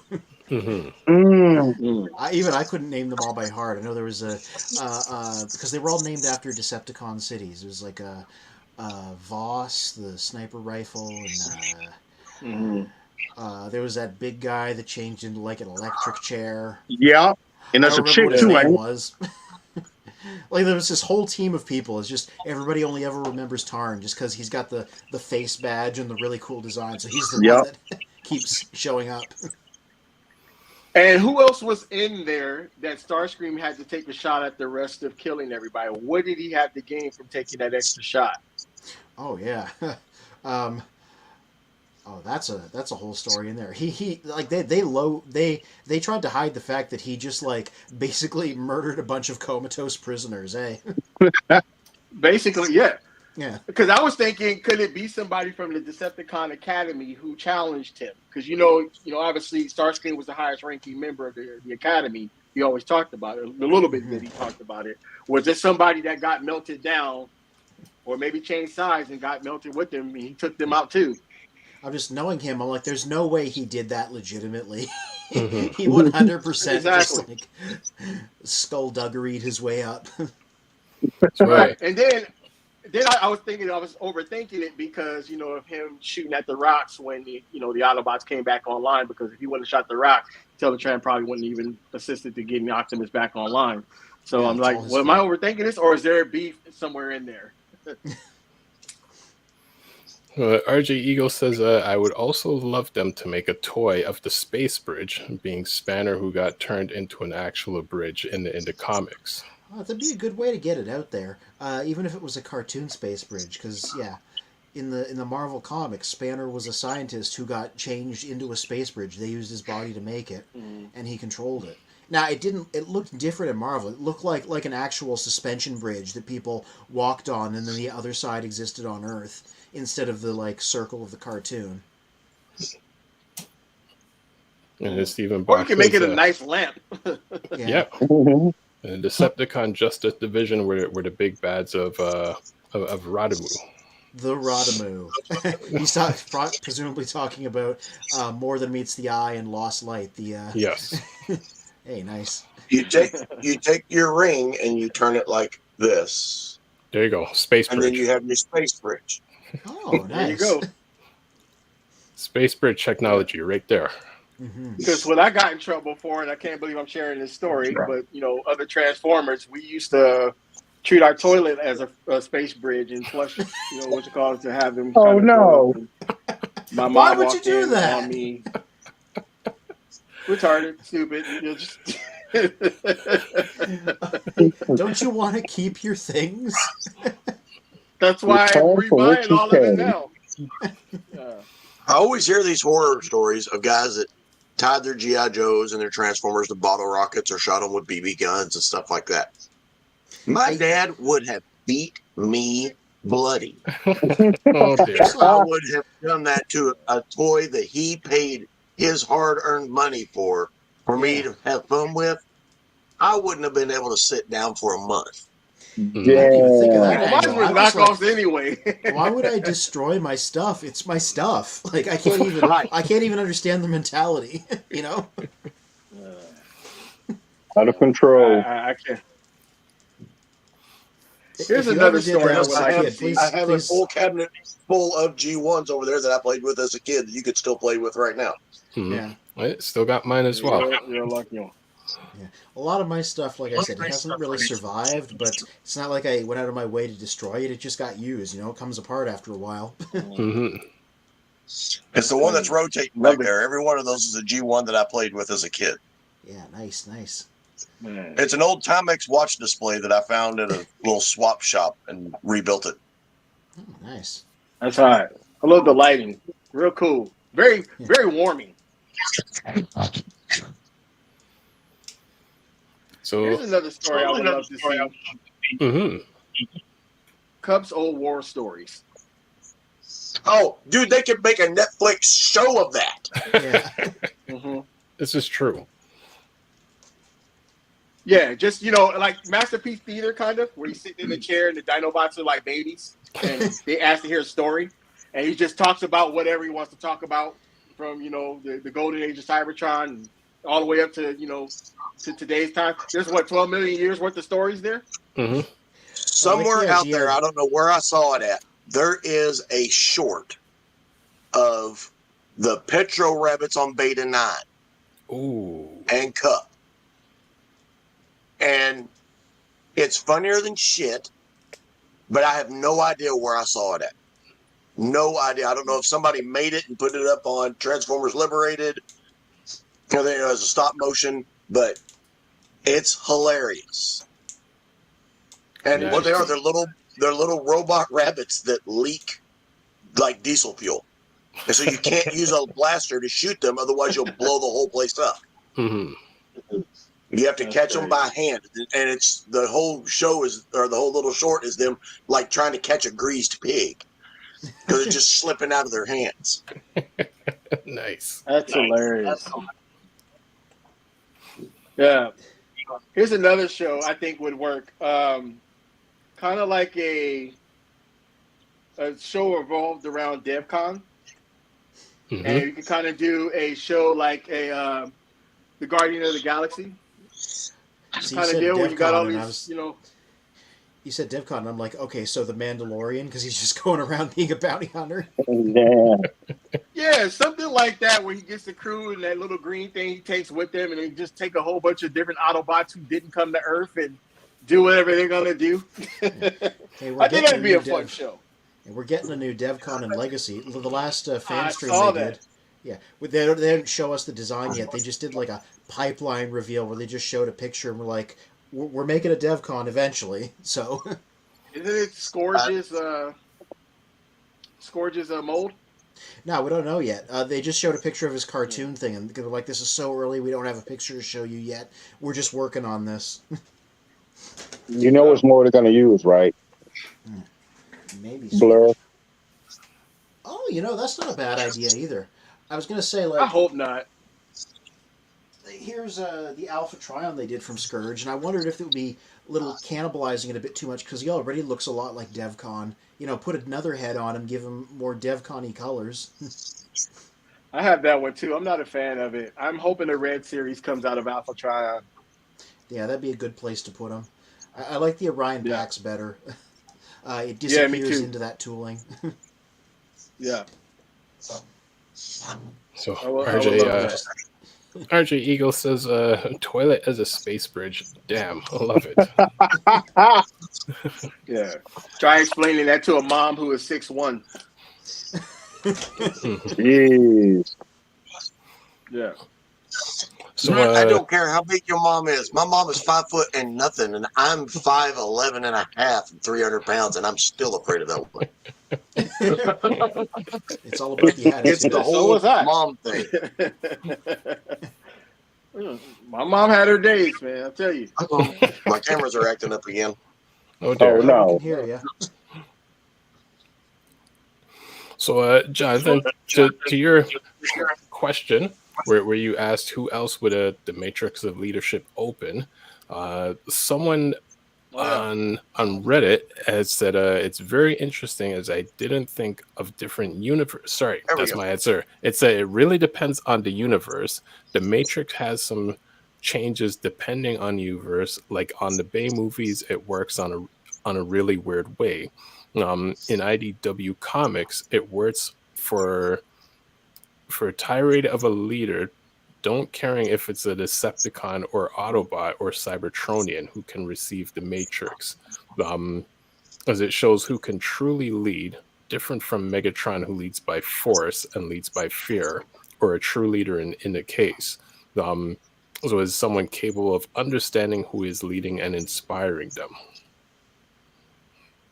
Interesting. Well, I was referring to G1, but I mean, if you open it that broad, that's a whole different conversation, because, like I said, you'd have to pick your field and which one you like the best. So, like I said, for me, if we're going G1, I think me and Calvin talked about this before. It's always going to be Silverbolt to me. I think he had the maturity, the level of respect, and he was, just up there with his peers, if not, better. I think he would have made an excellent leader. I don't know how that would work in combined mode, but he would be my pick to take over the reins of the Autobots if something happened to God, him. a Matrix empowered Superion. Yeah. Undefeated. That's a whole different other conversation. See, Minosaur would run the second that happened. I can't think of another person. Who you guys got? Well, they kept trying to give the Matrix to Springer, so he seems like he would have been next in line if anything ever seriously happened to Rodimus Prime. I mean, yeah, he's next in line, but I don't think he would have lasted that long. I think he would have got himself killed pretty quickly. They killed the only other Autobot that could actually lead and stop the war at the beginning of the movie. Prowl would have ended the war, because Prowl don't give a fuck. He doesn't care if he sacrifices people to get the project done. Yeah. And that's I why they had to kill Prowl, other than the fact that they were writing off his toy. But in the continuity, Prowl was always my favorite, because he was a military strategist. But then And see, whereas, and this was the argument that we had this conversation back in December about who would take the Matrix. You know, if you take the movie out of the equation, who could take the Matrix from Prime and actually end the war? And my arguments were Ultra Magnus. Of course, he's my favorite, but Ultra Magnus would sacrifice himself before he put somebody else in harm's way. He did it all throughout the movie. He always put himself out there to take the brunt of the damage so that everybody else could escape. He would do the same thing to try and end the war. He would sacrifice himself like he did in the Earthrise movies on Netflix, the new cartoon series. He tried to go and talk and take it on himself and stop Megatron. Got tortured. Prowl wouldn't do that. Prowl would lead from the back, and he would sacrifice as many as he had to end the war. see, but then And his strategy on that, his ability to strategize a battlefield, I think that he would just pull it off, but there wouldn't be any Autobots left at the end of it. mhm. You know, he'd be a king on an empty throne.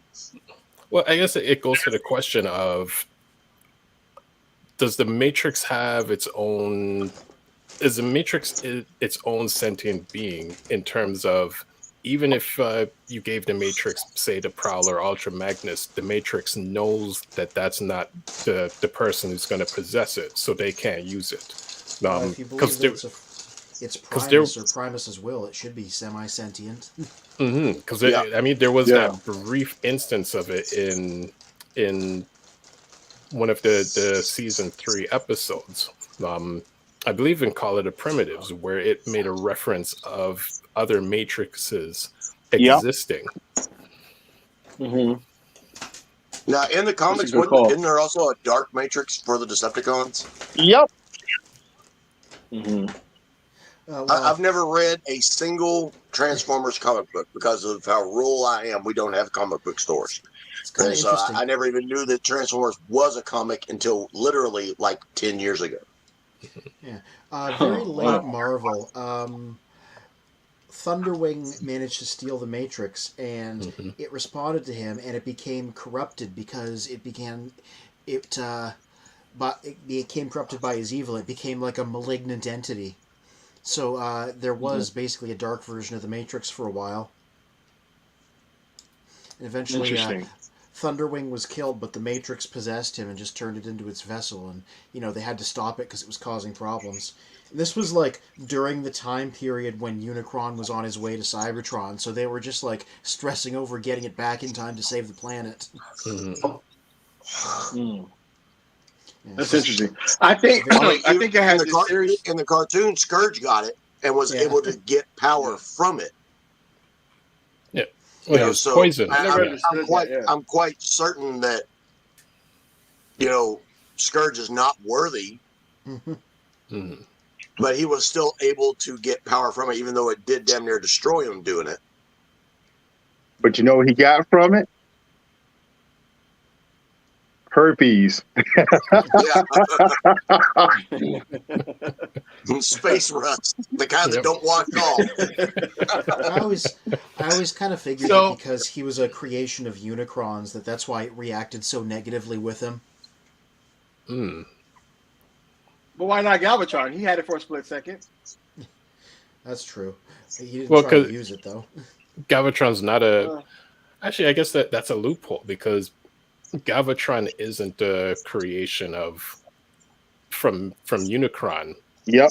In terms of his original sense, but then neither is Scourge. Yeah. Dark energy.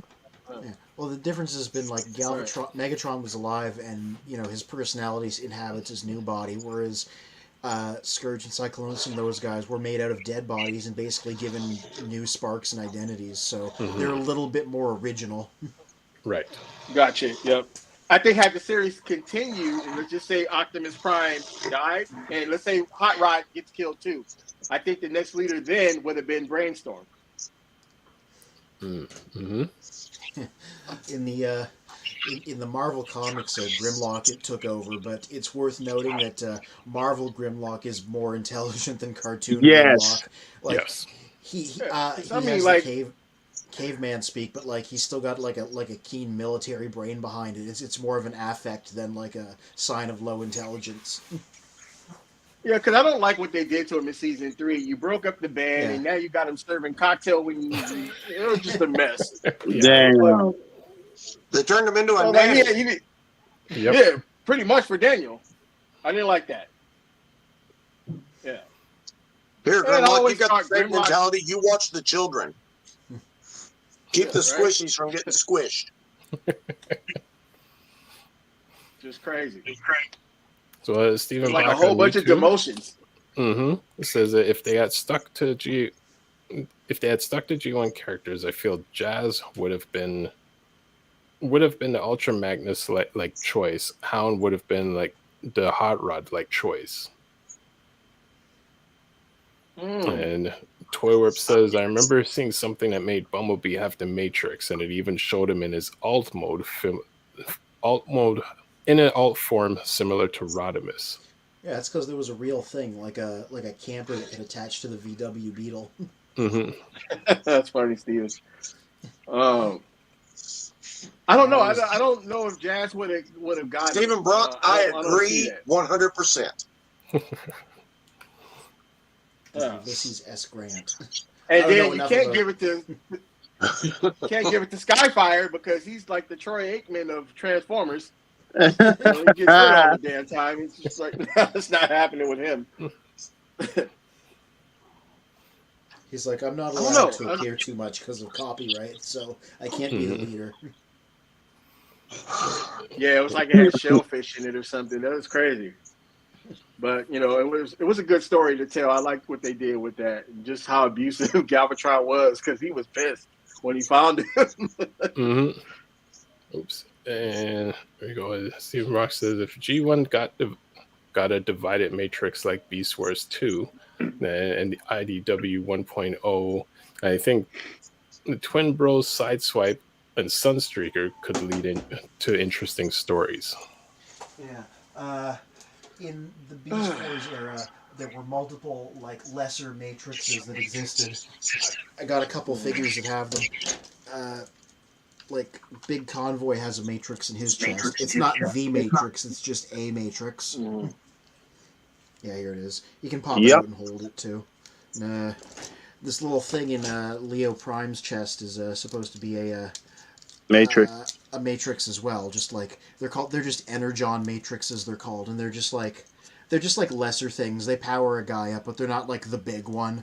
So by the Beast era, it's a common thing to give to like high end leaders as like a power boost. So Steven says, didn't Revive Prime get the Matrix back from Rodimus in the G1 cartoon? Yep. And RJ Ingalls says, comic book Grimlock was super arrogant, though, and a loose cannon. Because remember when he wanted Blaster hunted and terminated? Oh, yeah, like, he was smart, but he wasn't a good leader. They immediately fell to, like, infighting because he became more concerned with, like, securing his base of power than actually, like, doing his job. So, Blaster, who in Marvel is, like, a completely different character from the cartoons, because he's, like, a resistance leader and is serious, pretty much decided, like, I'm not doing this, and just kind of went off on his own with Goldbug, because Goldbug was also done with it. And then he spent his time, like, Grimlock spent his time trying to hunt them down and bring them in instead of, like, hunting the Decepticons. And then, meanwhile, the Decepticons are just like, oh, we're going to build a big underwater base, and nobody's going to do anything about it because they're too busy over here infighting. Yeah, and I mean that was the cool thing with the comics over the cartoon, where the comics is like, you've got your good guys, bad guys, stuff happens, and then you've got like, your lesson at the end of the episode. Whereas in the comics, like the Autobots were fighting Autobots, like everyone was just had some sort of issue towards each other. Yeah. Damn. Partially one of the reasons that they resurrected Optimus, with the Power Master stuff, was because they wanted, different parties that were not Grimlock, quietly wanted to get their house in order. So they brought him back and had him come to Earth and to solidify everything again, because like, we can't keep doing this. Fortress Maximus was in there too, because he was the leader of the Nebulos guys, and they showed up. It was a big mess. Yeah. That's crazy. I don't even know that story. That's interesting. Yeah, Megatron died too, and then for a while there, like Ratbat became the leader, because in the comics he was an accountant. He was their main fuel auditor. So he was in control of who got the fuel. So he started calling the shots for a while, and then Scorponok showed up too and was like, I'm big and powerful and a headmaster. I should run things, and. It was complicated. The Marvel comics are great. I think everybody should read them because they're very different, and the status quo is not really in place the way it was in the cartoon, and things were constantly shifting. And if you want to look at different leaders, that's the place to go see. Because I always thought, it had the series continued, I always thought Zarek would have ended up killing Galvatron. Yeah, they were leading into that. That's what it felt like. It looked like he doesn't take mess from anybody, even Galvatron. I think he would have set him up. Yeah, I mean that's what happened in Headmasters, the anime that was a sequel. But the Headmasters ignored the 4th season, so it introduced Scorponok and everybody, and they had a different origin story. They were Cybertronian instead of Nebulos guys. But yeah, Scorponok made his play for power there. Galvatron got stuck in the middle of Cybertron when it was blown up, and then he ran things for a while. Galvatron came back. He got buried in an iceberg. Scorponok took over again. By the end of the series, he was the leader, So who overthrows Zarak? In my opinion, do you think Six Shot? Even though we didn't see enough about him, you think he takes the reins? Yeah, possibly. In Headmasters, he was a bit more of a sympathetic character because he was like a ninja with a code of honor and was like, I don't support things getting a little bit too crazy. Let's keep our heads. And also, I have 6 modes and I'm really strong, so when I say it, everybody gotta listen. That's crazy. And we never got an updated figure of him. Orlati! Hey, Orlati. I was fixing to ask, has anybody heard from him? Is he alive? Has he been snowed in? What? Well, I was actually snowed in. Sorry to interrupt whoever was talking, but yeah, we were actually snowed in this past weekend. So yeah, I was finally able to dig out my mini igloos that I had to dig out. We had tornado level winds here. We had 75 and 80 mile an hour winds that just destroyed everything here. Oh wow. I'm sorry to hear. No tornadoes, just straight line fucking winds. No, we had the same thing too. Tons of winds, it was weird. It was like sorry to interrupt. It was tons of snow, tons of wind, thunderstorm as well too, and also rain. So when you shovel the snow and clean up everything, it just made everything heavy. Put it this way, Saturday I was from 8 o'clock in the morning until 1:30 shoveling driveways. That's what happened to me. So, anyway, sorry to interrupt, but please, whoever was talking, continue. Well, I'm just happy that I'm here, guys. That's it. So, cheers. Actually, throw another quick throw a few other questions to Jonathan. How many figures do you estimate that you own? Whoo! We should make a compilation of every response to these. And hold on, and before you answer, where do you live again? I'm in San Francisco area. Yeah, in the Bay Area. Okay, so guys, us Canadian guys, remember San Francisco Bay Area, hot, good climate versus the cold climate, and plus he has a lot of Transformers. All right, go ahead. No shoveling today. I would say 250, maybe. Once again, you guys can see the wall again. That's my Transformer, all of it. And we established at the top of the show, those are just stacked. They're not secured to the wall. If somebody fell nearby that would be like a domino effect.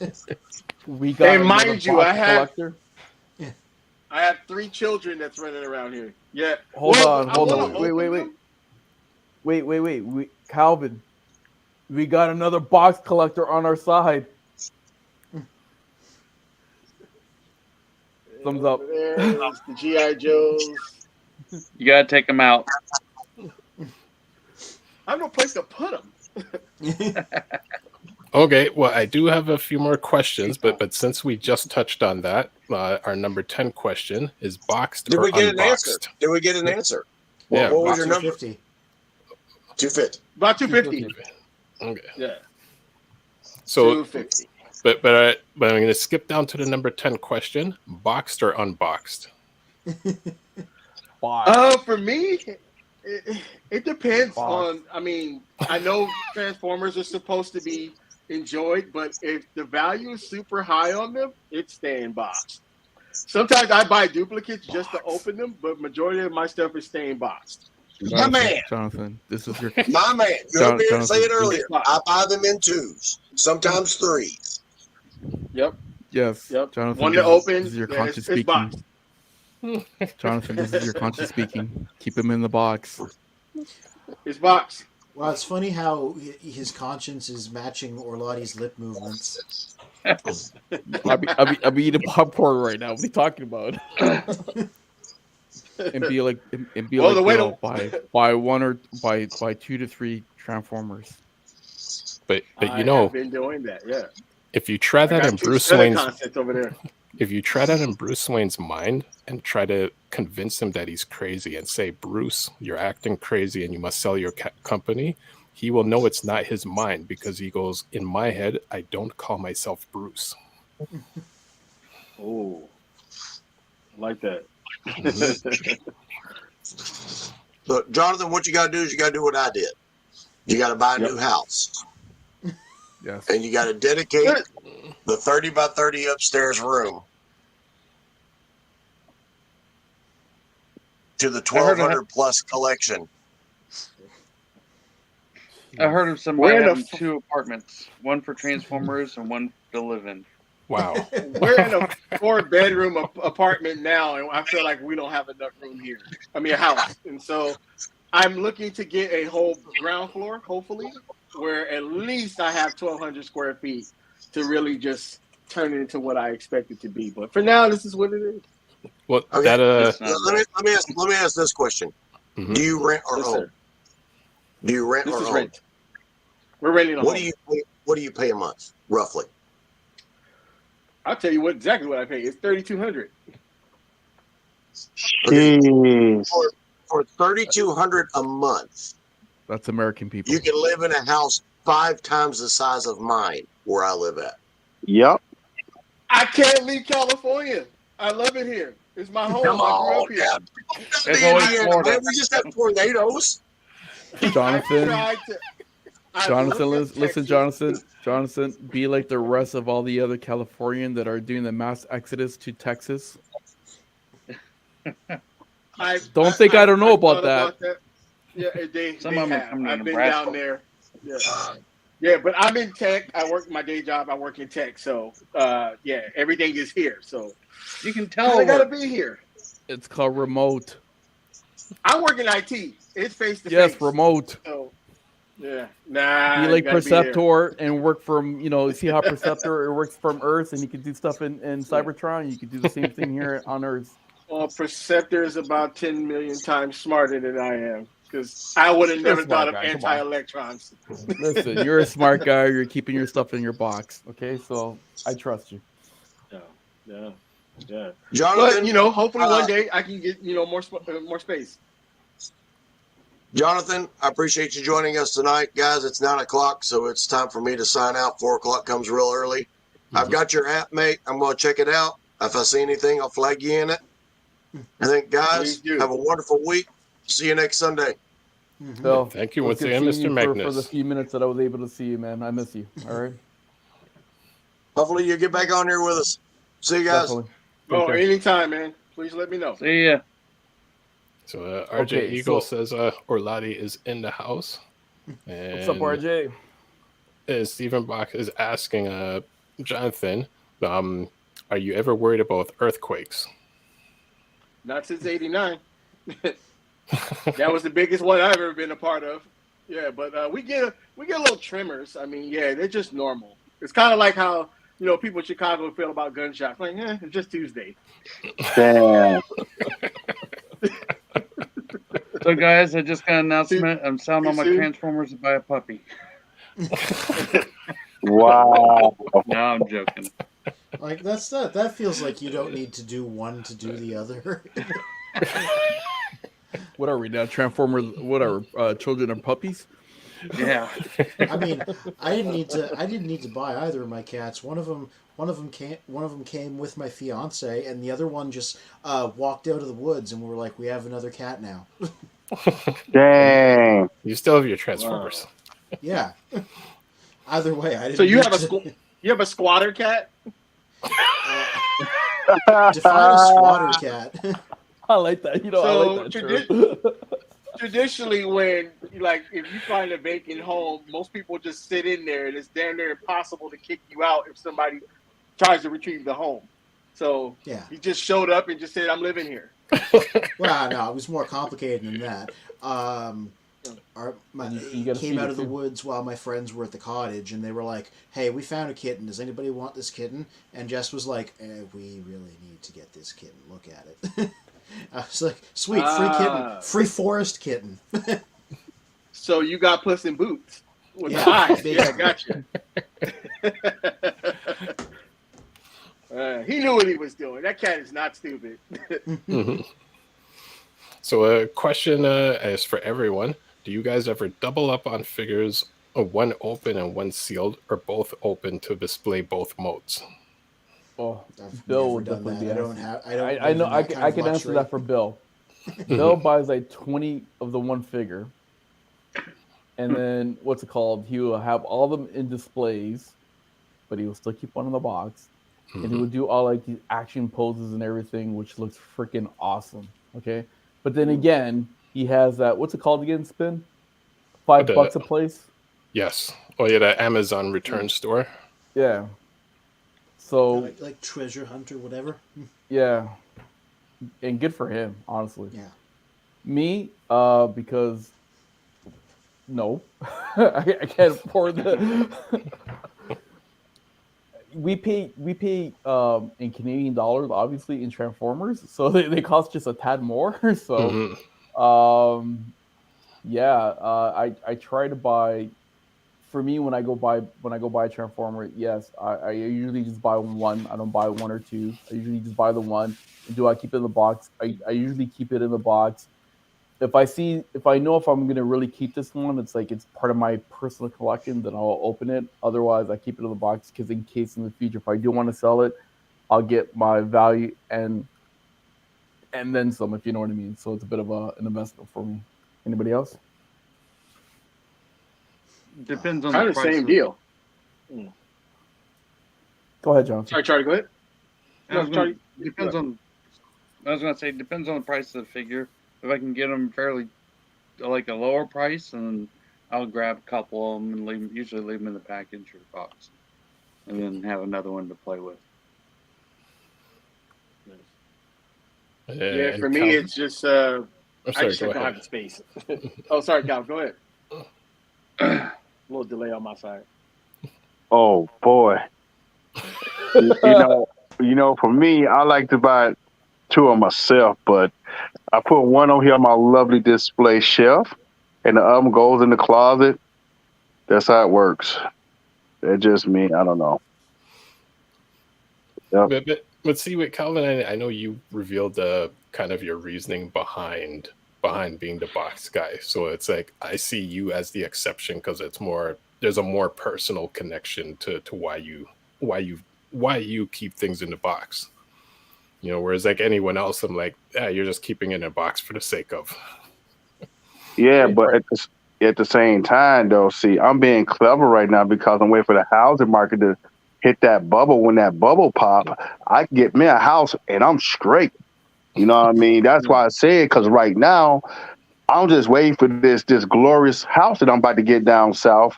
When that bubble pop, I'm cutting a check for $30,000. And I had me a house with no bills. Are you gonna like one day film like a 3-hour unboxing video where you just open everything? Nope. Nope. Nope. Falling asleep and shit. Yeah. Nope. No, I'm gonna be like, look at this, and look what you got. Now look what I got. Look what this. Look at this right here. Look at that. That's gonna be the 3-hour video. And then No, he's you- gonna tell all those employees at Walmart. No, you know what, Calvin? Sorry, I was just gonna say he's gonna go to all those employees in Walmart that's keeping all their secret stash in the back. Look Mhm. what I got. No, I would say a Calvin unboxing episode like that. That would be like a Netflix live stream special and YouTube, like just Calvin unboxing stuff. The internet will break. Yeah, I'll be watching. That'd be hilarious. Man, you should see the one I did today. I went to Target this morning, and they had a Nemesis Prime, right? The little core class one. Somebody ripped the I damn saw head that. off. So they're stopping people from buying the figures, man. Well, let me find. There we go. Let me see if I You're can gonna all pull be in this cages up. before we know it. I have to get somebody to unlock them. Well, Yeah. why would they? Yep. There's a thing, because somebody straight up asked, like I said, the designers are out there, and somebody asked them on one of their streams, like, so many other plastic-free things have gone completely closed box, like, you know, like Marvel Legends and G.I. Joe Classified. So people are like, why doesn't Transformers do that? Why do they have the window box? And they just said, like, kids like being able to see the robots and like interact with them, so that's why they do that. I don't think I agree with that, but that's their like stated reason for doing so. Mm-hmm. Okay, let's see if the audio plays through. Good morning. Good morning. Y'all look at this. What makes you want to take the head off the figure? This is what we did when in Minnesota. People don't want you to have the figure that rip the heads off of the Transformers. What's up, everybody? Mhm. Good morning. Yeah, You know what I say to that that? is crazy. I say that's a dumb way to die. Yep. Yep. Yeah, and I'm like, it is just straight like wrecking it for no reason, because I'm like, it's never justified, but I'm like, it's not even like they could have used that head for anything. No. I mean, unless they stole the just head, gonna or raise- they're planning to come back for the body after. Like, Or do you Let's think start they You want to with get the it in head. sections? they rip the Exactly. head off and then they try to sell it for clearance? Maybe. wow, maybe. That's Oh, a yeah, lot of that's effort. I got a question for all you guys. Mhm. What was the most absurd toy replacement you've seen? Like, for instance, you seen a Blasters box, but it had like I would say like RC in it, like just toys that they put back. Target just does not pay attention to the toy to see if this even the right toy that they're putting back on the shelf. It doesn't even match. Oh, the swipers. The swipers. That's what they're called. They have a name. Swipers. Okay. Yeah, gotcha. man. Man, it's bad up in Minnesota, dude. It's bad. Yeah.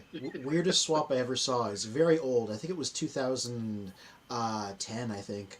The post Revenge of the Fallen toy line. There was a figure called Payload, which was like a repaint of the Constructicon Long Haul in yellow. And somebody had swapped him and put Ironhide, like Recon Ironhide, in the box, which was like a better figure. He had like tons of accessories, and I remember seeing this in store and being like, why would you change the random Constructicon for like an Ironhide repaint with tons of guns? That one still sticks with me over a decade later, because I'm like, why would you put something better back in there? That's crazy. The only thing that I saw on clearance was, the box kind of being destroyed, Yeah.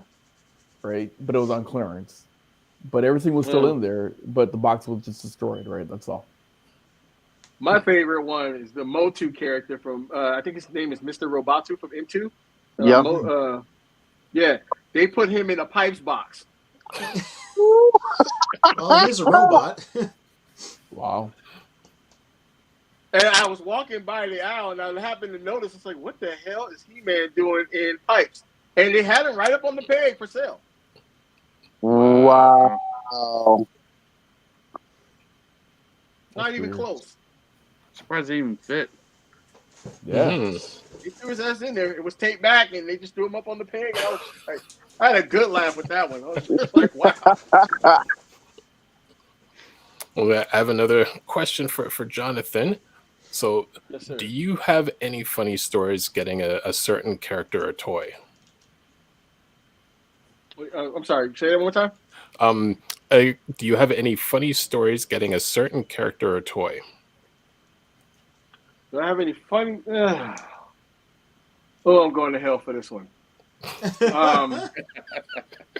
Is your wife listening? Oh no. No. So I seen you know how hard Cobra Vipers were to get for G.I. Joes, right? Mm-hmm. Seen this little kid. He was probably 6, and he was kind of finagling with it. He was like this. And I was like, oh my God, it's a Viper. And I'm waiting for him to put it down. His mom already told him twice to put it down. And he was like, playing with it, and it fell. And so as soon as it dropped, I picked it up, went Al Bundy style, and walked off to go pay for it. Oh, Bundy. I thought it was more like Eddie Murphy. My bad. It like bounced off his knee, kind of hit us both in the middle. Mind you, I have a bad back and shitty knees, but that day I was Franco Harris. I picked that bad boy right off the ground, went straight to the electronics store to pay for it. Damn. And that's my going to hell story. And he looked at me like Mean Joe Green right before he gave him that jersey and the Coke. He just, hey, I was like, don't look at him. Don't you dare. You deserve this toy. I thought you were gonna compare it to Eddie Murphy. You know, in what's it called his first comedy. He dropped your. He goes, I got my ice cream. I got my. Oh, now you dropped it. I don't care. I picked it up and I ate it. It's a goody goo goo. I was not trying to get canceled. I made a beeline straight to the thing. I was supposed to grab Pampers for my daughter. I left everything. Damn. Got the hell up out of there, smiling. You know, put on some jazz in the car, driving home. Came home.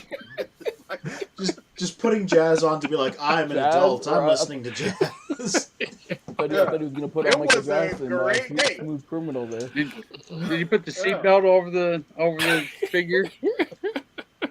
You go shotgun with me. You damn right. Yeah. Put the seatbelt over the finger. Oh my God. Got in the carpool lane and yeah. Sorry, little guy, wherever you are. Damn. Oh.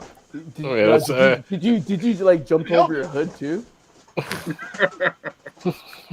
Like Luke Duke. Well, I guess you could say I was like O.J. Simpson in the Hearst commercial. Nobody's in your car, but you're still going, start the car, start the car. Yeah, like, you know how you see like Dukes of Hazzard where they're jumping over the hood to get into the car? Did you do one of those? Yeah. If I was a little slimmer, I probably would have.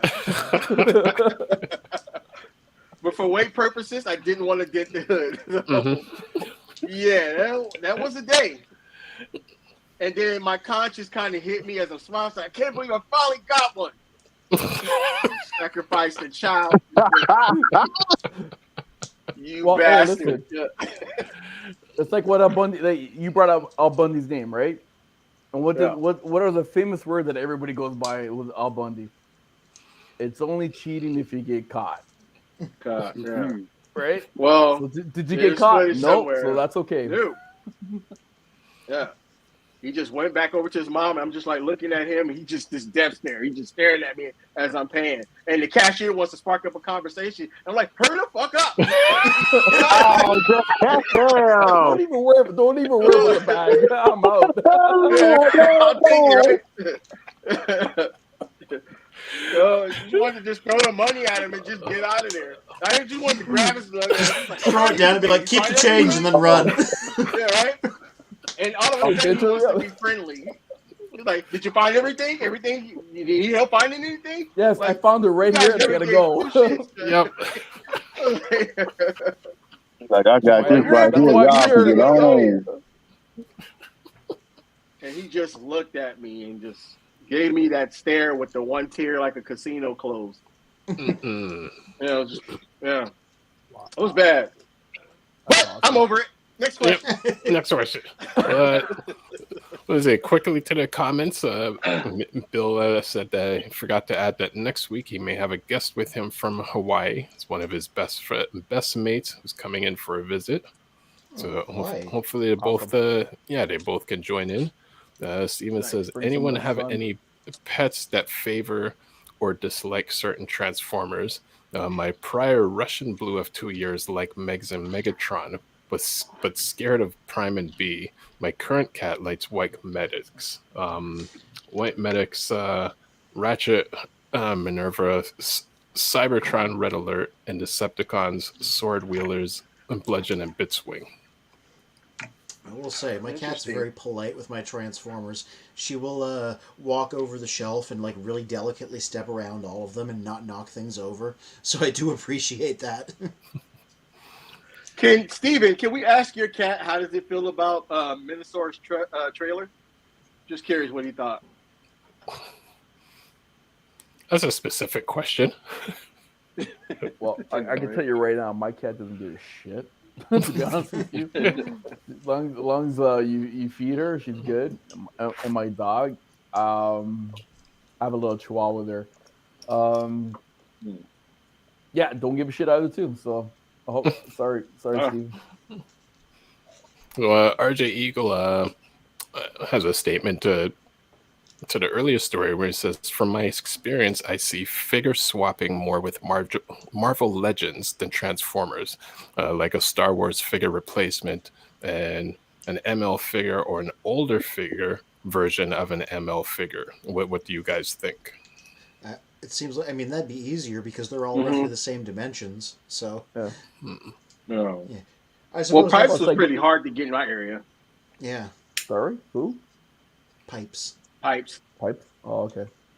Yeah. No, I can see that happen. Like, for example, like if someone go to the dollar store and pick up one of those like those little wannabe GI Joe figures, and then swipe the GI Joe figure that they bought at a Target or Walmart, whatever the case is, and they do a swipe like that. I can see that happening. Yeah. But that's not me telling people to do that. I'm just saying I can see that happening. I'm not promoting it. So RJ Eagle says, question, what do you guys think about the non-return policy for collector figures at Toys R Us, us Canada folks? I haven't run into it yet because I don't buy a lot of stuff there because, it's kind of expensive, but that's really interesting. That's bullshit. Did I say that? Yeah, that's bullshit. If I get something that's a collectible, whatever case is, and there's something wrong with it via whatever it is, and I can't return it to get something else, fuck you. It does. Right. I don't know how. Sorry, YouTube, but I don't know. I don't know how to be direct. Yeah, like what level of scamming are they experiencing where they would make that into a policy? That's what I want to know. Like, what are the percentages there? Is it seriously cutting into their profit margins? Because if they're making a whole policy about it, it must be. Well, it could be the other way around. Maybe they're fucking scamming from us, right? I heard somewhere that usually when you return something, they don't even put it back out. They just return it to factory or throw it away or whatever. I don't know if that's true, if it's true everywhere, but I was like, how do they do that? It ends up in that really cheap store that Bill buys things from. Or in our sense, like a Home Sense or like a Winners or something.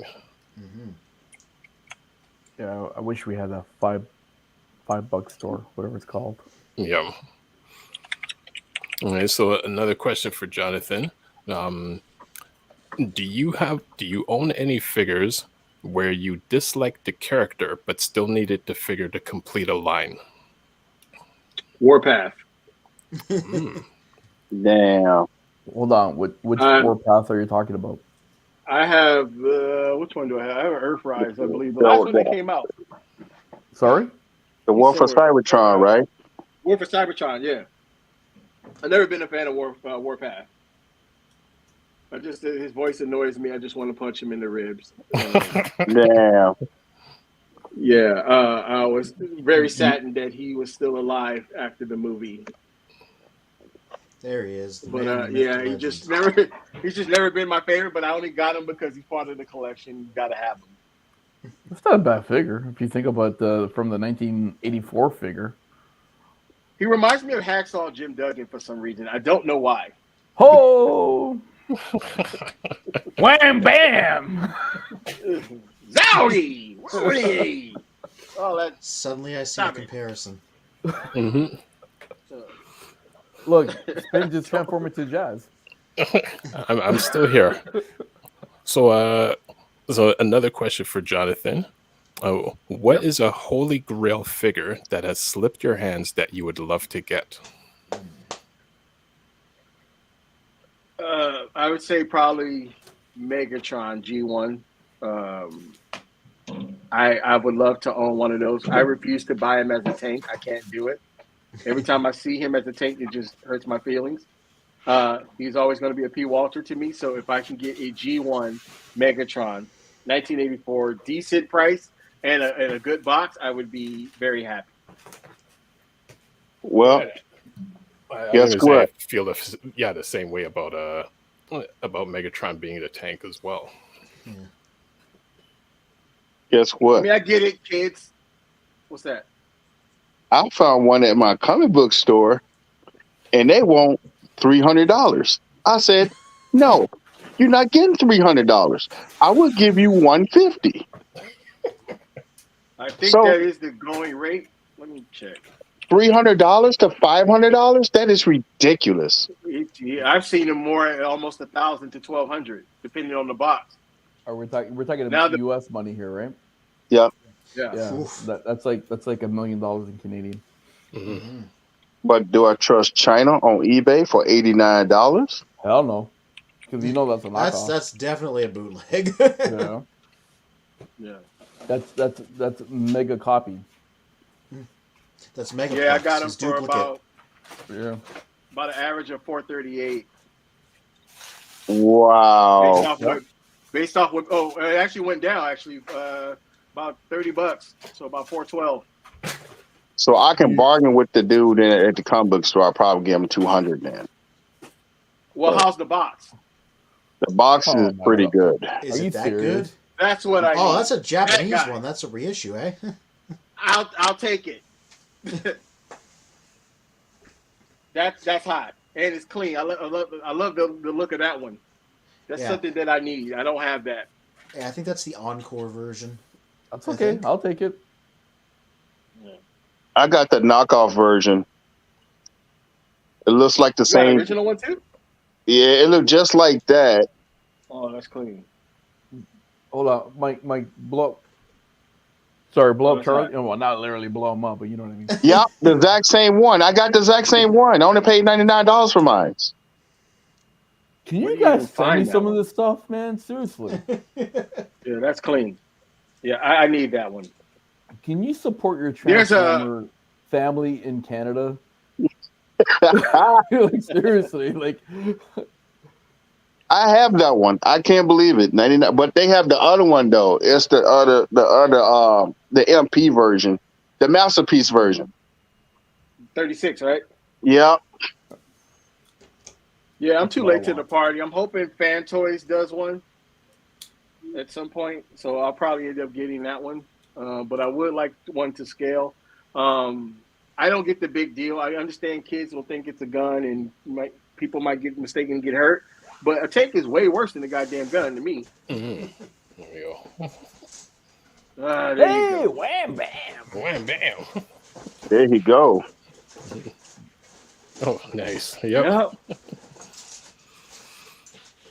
Yeah, Steven on YouTube Yeah, says mine works. haven't got Motormaster, so is not available. He's running around like Budging and Blitzwing in his mouth, which is funny since his name is Shinta, aka childhood name of Kenshin from what's it? I'm not sure how to pronounce this. Oh, how did you say it, Anthony? I think Yes. it's pronounced Rory Kenshin. Yes. Yeah, I'm just finding. I have Yeah. the last time they did a gun Megatron from the reveal of the Shield line in 2010. They got away with I it have that because one. he's miniature. And also, the end of his gun is actually orange. I just got it. I painted it silver later myself. I have that one. You did a good job on that. Yeah. Oh, this was years ago. But yeah, this is the last time they did him as a gun. So he's a little mini guy because that was like the only way they were able to make it happen. Like he properly transforms and everything. It's not a bad little figure. That came out like in 2010-ish, around there. Yeah, so it's very old. Yeah. Where is he? Yeah, looks like Motor Master is climbing up in price too. This is Robot Mode. Christmas, you could find it for almost 70.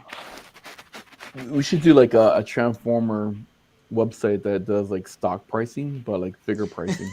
buy, sell. Gimme.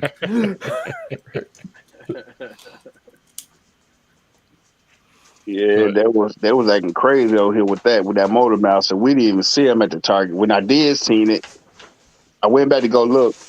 They took them all off the shelf, so I ended up ordering 2 off a Big Bad Toy Store. Interesting. I saw him once. Damn. Yeah, I got two myself. I got 2 of the whole sets. Yeah, because my boy. Yeah. Huh? Yeah, my boy was like, man, I need one of those. So I ended up giving him one of the Minosaur, gave him one of those, and I said, then I got one. So I said, man, it's so bad up here to where the point where the Target employees are stealing figures, bro. They're all resellers now and toy groups. The conspiracy. Everybody. But I don't see why would you even bother selling in a toy group, because you're going to get laughed out of there if you even sell 50 cents over the value of a toy. Wow. It's not even worth posting them in those groups. They will come for your head. Well, we did have a website called Children of Primates Classified, and it was free to use. And the reason why I say was because I don't want to. You know what? I'm going to stop it there. Right, Spin? Okay. We'll stop it there. Future announcements. But go ahead. All right. Yeah. Offline conversation. I'm in the dark too, so. Yeah. All right, Stan, what else you got for me? All right, so another question. So if your house was on fire, which we pray never happens, which figure would you save? I thought you were going to save my kids or my Transformers. Whew. Okay. Let's presume you had time to get all the living people out, and things were still good enough that you could hypothetically grab something from here. Mm-hmm. Okay. Well, now I feel better. I'm going back to where it all started. Blaster. Oh. Ah. Oh, yeah. Oh. That's the Walmart reissue. My Walmart reissue. This is the one that I would grab. All right. Just start over again. I have to. After I'm done crying. Yeah, it's called the insurance company. You got to give them a list of all your Transformers to replace, and then some. Yell at my wife and my children. Why didn't you guys grab any?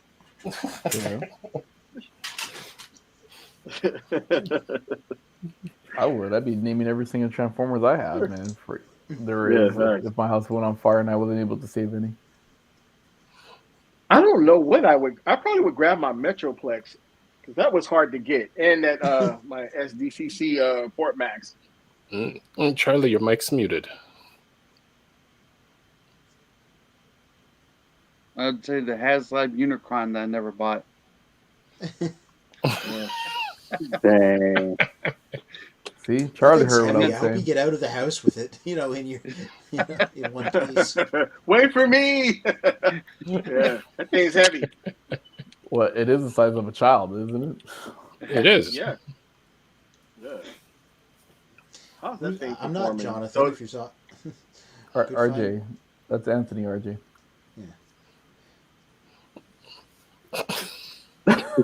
It says, good find, Jonathan, with the reveal of the Shield Megatron. I remember that one. I haven't seen it in a while. I was the one that showed it off. It's okay. It's RJ. Don't worry, he's Canadian. We're all allowed to make one mistake per stream. Yeah. And only one. Yep, only one. And then silence just comes across. I mean, Oh man. I know we feel bad for RJ right now. No, So one other question, which I have question 9. What's your favorite bit of Transformer media? Which I'm guessing would be the G1 cartoon, but you could answer that. Oh, yeah. Okay. No, it is G1. It's always going to be G1. I would say probably next up, it's almost a tie between animated series and Prime. I think those were two series that, I mean, they don't compare it to G1 for me, but I enjoy watching those series, and I had a good time with them. I think those would be my top 3. Beast Wars was kind of hit and miss. I mean, it was a little dry for me, but it's still a cool cartoon. I just don't like the Nintendo 64 look of it. I wish they would have kept it as a cartoon. Dang. I wasn't ready for that. Yeah, whatever that was. Oh God, that was awful. Ugh. Look at Anthony's face right now. Yeah, right. Jonathan's like. I gotta fill you in, Jonathan. Anthony is a huge Beast War fan because that's what he grew up with. Well, no, I grew up with Generation 2. Beast Wars was the second thing I grew up with. You love your Beast Wars because you always talk about it. So the whole point is that that's why he was kind of looking at you there with a little bit of the stink eyes. Like, oh, look at this guy right here. Oh no, look at this guy. Look at this guy. Oh no, look at this guy. For me, I know. Everybody's entitled to their opinion. That sure was CGI in 1996. Yeah. In 96, I was 17, so. It was good. Leave it alone. It was perfect. Leave it alone. Okay. It was perfect. It was perfect. Okay. Leave it alone. It's all right. But it's still a part of G1. It was perfect. The only thing that was perfect about it was Russian Ravage. That's it. Russian Ravage. Now, what I do like about Beast Wars, I like where they're going with the Beast Wars movie. If that when that comes out, I think that's going to be a real good movie. There, Russian Ravage, by the way. Yep. Oh boy. Agent Rabbit, you are. Yep. Just if that makes sense, he shows up at the end of the second season, and they opted to perform him with a Russian accent for some reason because he was like a Cold War agent working with the good guys. God. They might as well have Arnold do it. Yes, that was the vibe. Come on, Megatron. With the 2 guns. Don't be a good little boy. Come on. You can do it. Is that a 2 Oh, now I wish they had taken that approach. Just made him Austrian instead of Russian. The chopper. Oh, man. Come on. Get to the chopper. There are no choppers. Transform into a chopper. And a cat. Oh, that's funny. Wow. Okay. That took a turn. Cool. All right, Span, what else you got for me? Well, we got through all the questions. So now, do you have questions for us? Do I have a question for you guys? Yeah, you should have been prepared. All right. No, we can wing it. Okay. All right. Mr. Fear of Courage, what is your favorite Beast War character? Russian Ravage.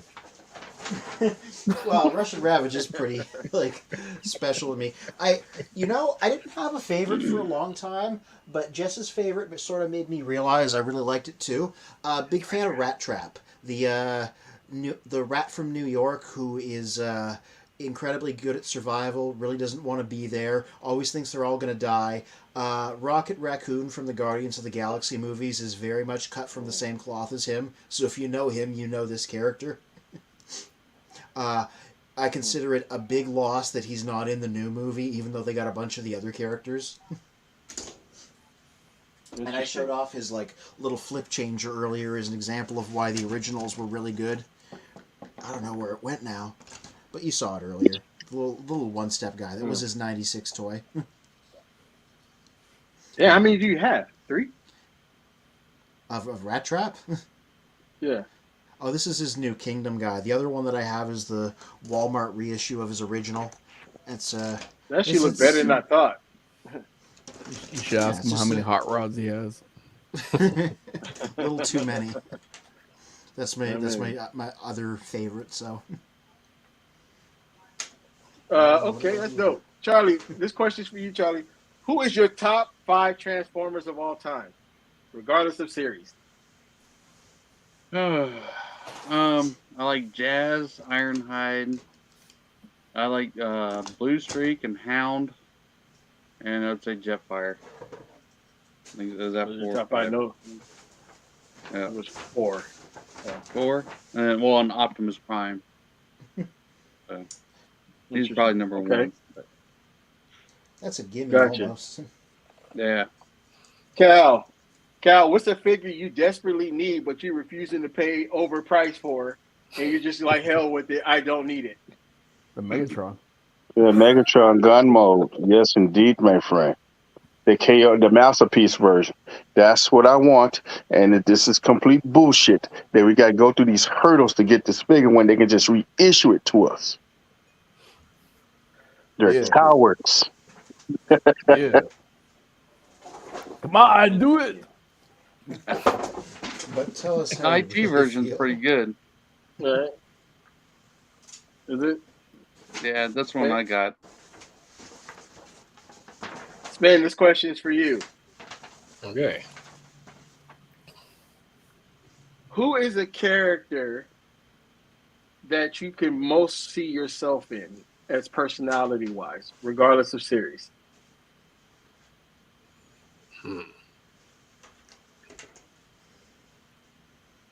There's a handful of them, but I would say Jazz. Just sorry, go ahead. I was gonna say you're very smooth with it. I see you as a beachcomber type of dude.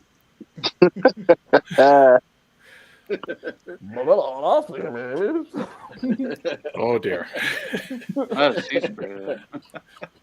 Well, I do have the beachcomber, the beachcomber mode to myself, but Jazz is just being the cool car with the loud system and just ready to jump into action.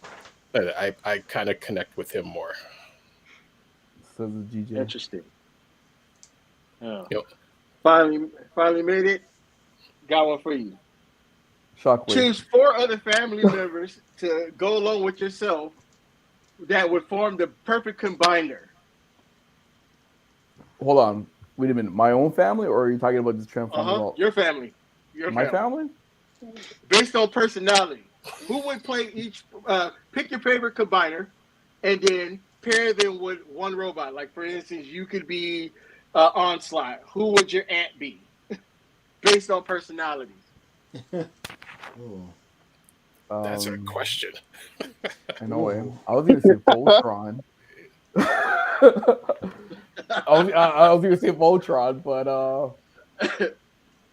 because I formed the head. Let me see. That's a really good question. I'm trying to think of one. I'm trying to think like a bumbly kind of like a man. Oh no.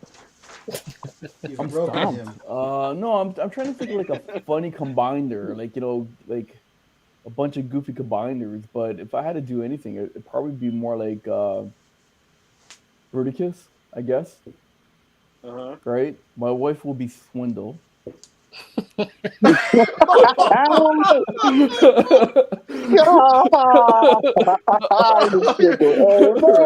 you watch these streams? You might want to edit this before it goes up to YouTube. You know, It's too late. it's been recorded, hasn't it? Oh man. Like, no bother coming to bed. Should I continue? I'll just leave it your at own that. grave. How about that? There you go. I hopefully, like, we're like combaticons, okay?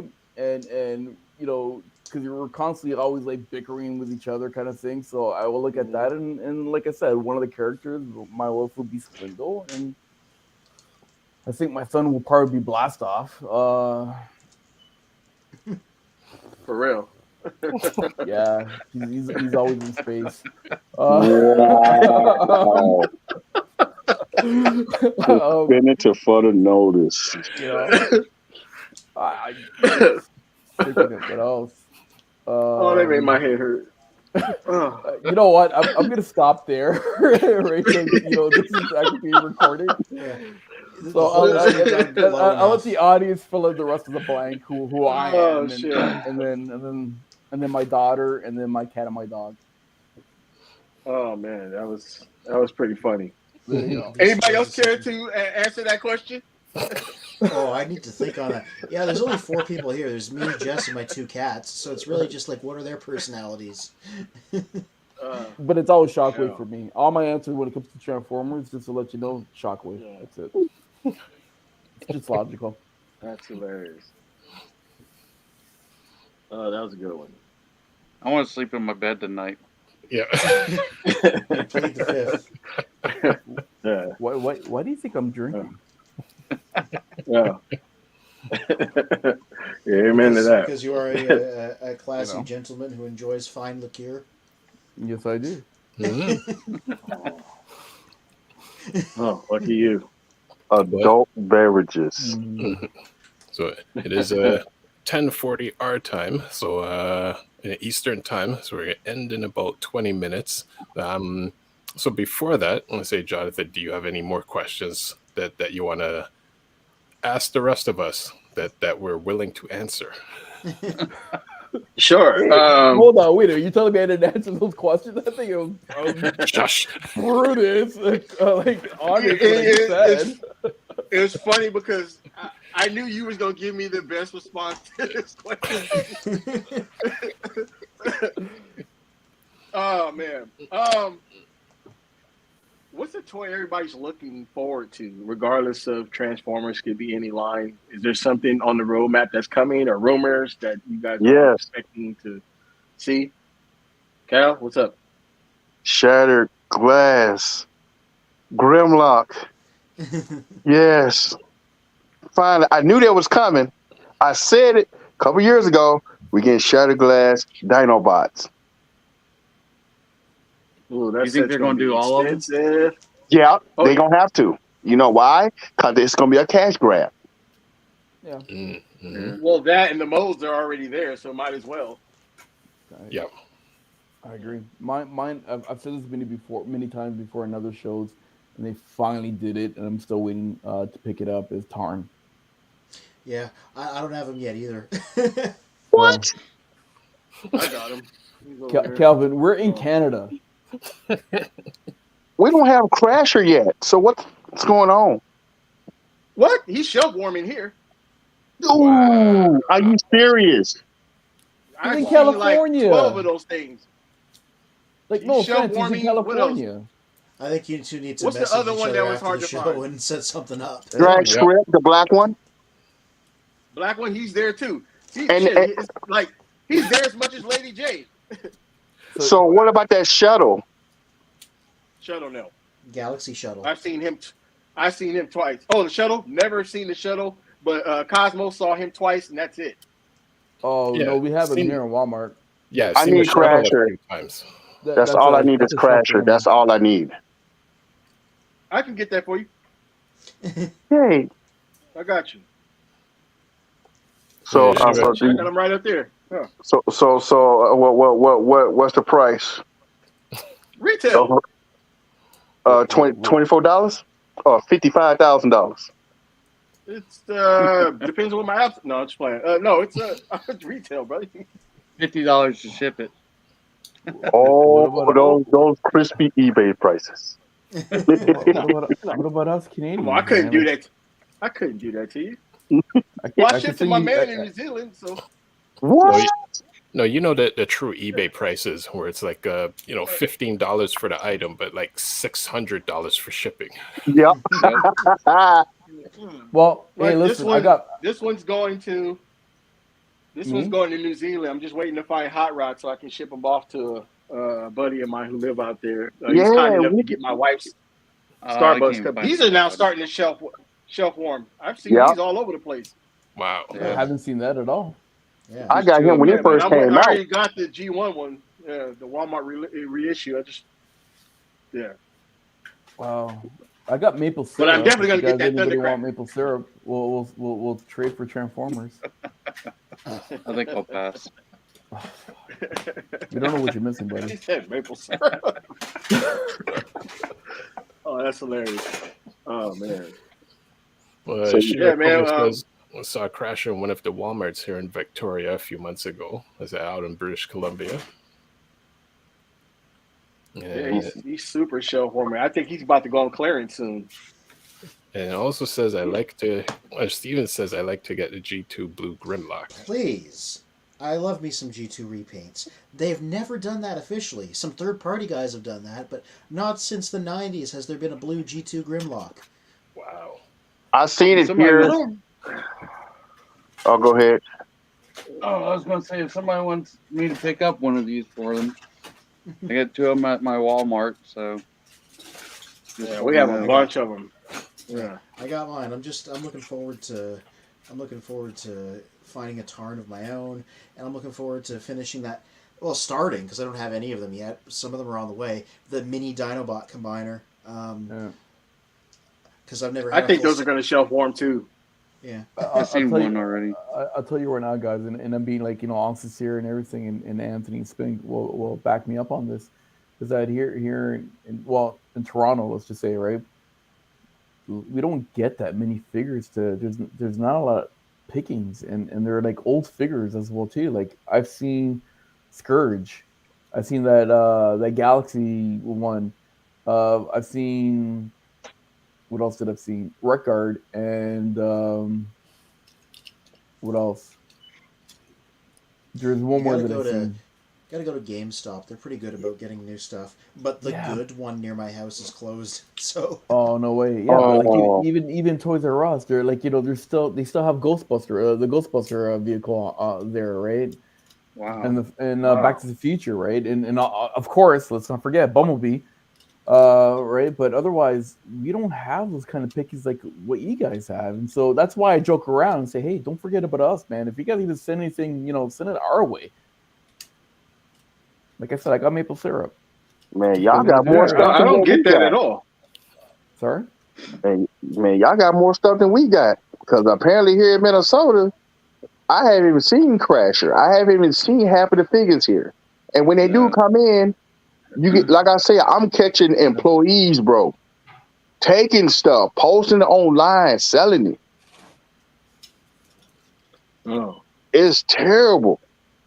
Because I live between 3 Walmarts and 7 Targets, so yeah, the world is my oyster. I was about to say. Well, you ain't challenging. You good. I'm over here where we got this toy group. And they are notorious for 4 or 5 people coming and start bomb rush and take everything off the shelves. And then they work there. It's a Transformer mafia happening over there. Yeah, and the thing that I hate, I build a relationship with these Target guys, and then they end up quitting. Man. Sincere ones are always leaving. I'm just like, damn, we just had this thing kind of going on. You're breaking up the band? It sucks. Well, hey, what can you do? Make them sign a contract. I know it. Or something. It would be nice, to finally get a good reputation to people that actually like going to the back. I just want to take one field trip back there just to see what actually happens back there. But it's funny, you guys always talk about these employees grabbing their stuff before, you guys get it, right? Mm-hmm. We don't. I don't know about you, Spin and Anthony, but like when I look at the Walmart in my area, which I have about 1, 2, 3 Walmarts close by where I live, right? I don't really see that happening. Well, come on to America, you will see what we talking about. Come in Minnesota, It's you 'cause will I see think, what's going on. well, It 'cause I doesn't think happen at my Walmart because yeah. everybody's No, 80 at my Walmart. Well, that's exactly Yeah. what he's alluding to with our Walmarts. Because when a lot of people say, "Well, it's the staff that are doing it," and I'm like, if you laid out the entire staff between management and people that work there, at least 95% of them don't even know what a transformer is. So it's Yeah. it's They're all, not they're, them they're all that's pulling females. this off. Mhm. Yeah. There's A a lot of lot of females. people collecting these days too. Like I see, like people that are 20 years older than I am, and people just whatever, and they'll just grab like 3 or 4 of them, and I'm like, "Are you serious?" And in Wow. their shopping carts, and they're like, "Wow, I mean, what are you doing with them?" And they know like people follow this stuff, and they know it's worth money, and it's crazy. Um, Like somebody was telling me about their Hot Wheels collection, and they said that it takes up an entire room. I was like, "Wow, okay." Wow. You got me beat on Hot Wheels. You got like one little tote. I'll give you guys an example. The Takara Starscream ceremonial one, right? Mhm. Anthony, you know which one I'm talking about, right? Coronation Starscream, yeah. Not Thank you. Coronation. Not this Okay. Got them too. Right. How much did you guys pay for him in the States? I got him when he first came out, so mine was retail, so about $52. Okay. Here is $79.99. Wow. You can't even give him away right now. Yeah. Mm. He's shelf formed for a while. And we Think I still got them. one or A They two. shelf long warm. while. Right? And so it's like, but we have literally, and we've talked about this many times in previous shows, right, Kelvin? Is Yep. that over here it's like slim pickings. And so what I usually do is that I'll go to like Big Bad Toy Store, yeah, another free plug for them, and order some of my Transformers from them because it's like at least I know, yeah, I might pay a little bit more, but at least I know they have it and I'm gonna get what I'm paying for, right? Mhm. And that's our issue here. So you guys are lucky, man. Yeah. What was Yeah, that? because I used Ages 3 and Up before, a Canadian-based store. They've been Yeah, great. pretty good. Mhm. Yeah. I get my exclusive TFCon stuff from there most of the time. Yeah. The funny thing is with Starscream. no, I was Sorry, just go gonna see ages 3 and up is closer to you, Jonathan, versus closer to us, right? Because they're complete opposite where we They're are. Vancouver, right? Yeah. Right. And so where Big Bad is, they're like based in, I think, Milwaukee. If I I can't think they're remember, Minnesota. more Minnesota, Milwaukee, some kind of Yeah. that around that area, DC. Yeah, or that something like that. Wisconsin. There you go, Wisconsin, right? So that's actually closer to me, right? So that will come quicker. That's a 3-hour Yeah. drive for me, basically. Is it a brick and mortar place as well too, or is it just strictly shipping? No, I tried to go there because I was close to there, and I wanted to go check out their stuff, and it's basically like on the online Online, only. eh? Oh, okay. Yeah. The only one I like, know who damn it. has one is Toy Dojo. They have a store in Austin. What? Yep, been there. Toy Jojo. That sounds Yeah, Toy familiar. Dojo and Ages 3 and Up are the same apparently. Yeah, no, Ages 3 and Are up. they? Yeah, I didn't know that. Yeah. yeah. So the guy that owns the place, his name is I was about to say Dimitri. Is it Dimitri? Yeah, it's an Asian dude, and we actually have an interview with him, but unfortunately we weren't able to put it up because my mic sucked. You And said he's a, Toy Jojo? no, Dojo? the owner of Ages 3 and Up. Dojo. Oh. Yeah, and no, but I'm saying the guy from Ages 3 and Up, and such a cool dude. And he actually moved I think twice now his location because it just got bigger. And if you actually go to his YouTube channel, which is Agent 3 and Up, They have some really good videos there too. So yeah, another free plug for those guys because I actually do like their They're stuff. dope.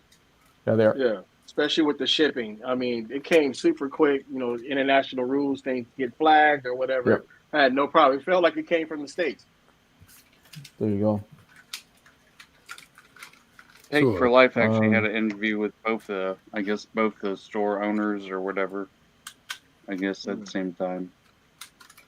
Yeah, because the reason why I know about those guys, there's another cat that has his YouTube show that I actually started to watch when I got back into Transformers.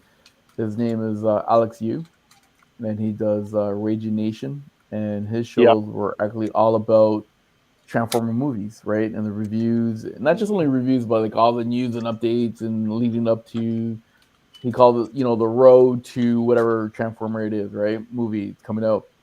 And then he started to do a lot of or he started to produce a lot of the videos for Agent 3 and up, and that's how I was able to figure out, or that's how I discovered them. So that's another channel if people want to watch, because I know he's doing his Beast War movies, updates and all that kind of stuff. So that's another cool channel to check out.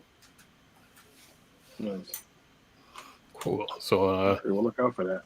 RJ Eagle says Legacy Bulkhead is the biggest shelf former, which is true. I think I've seen him in every single Walmart all the time.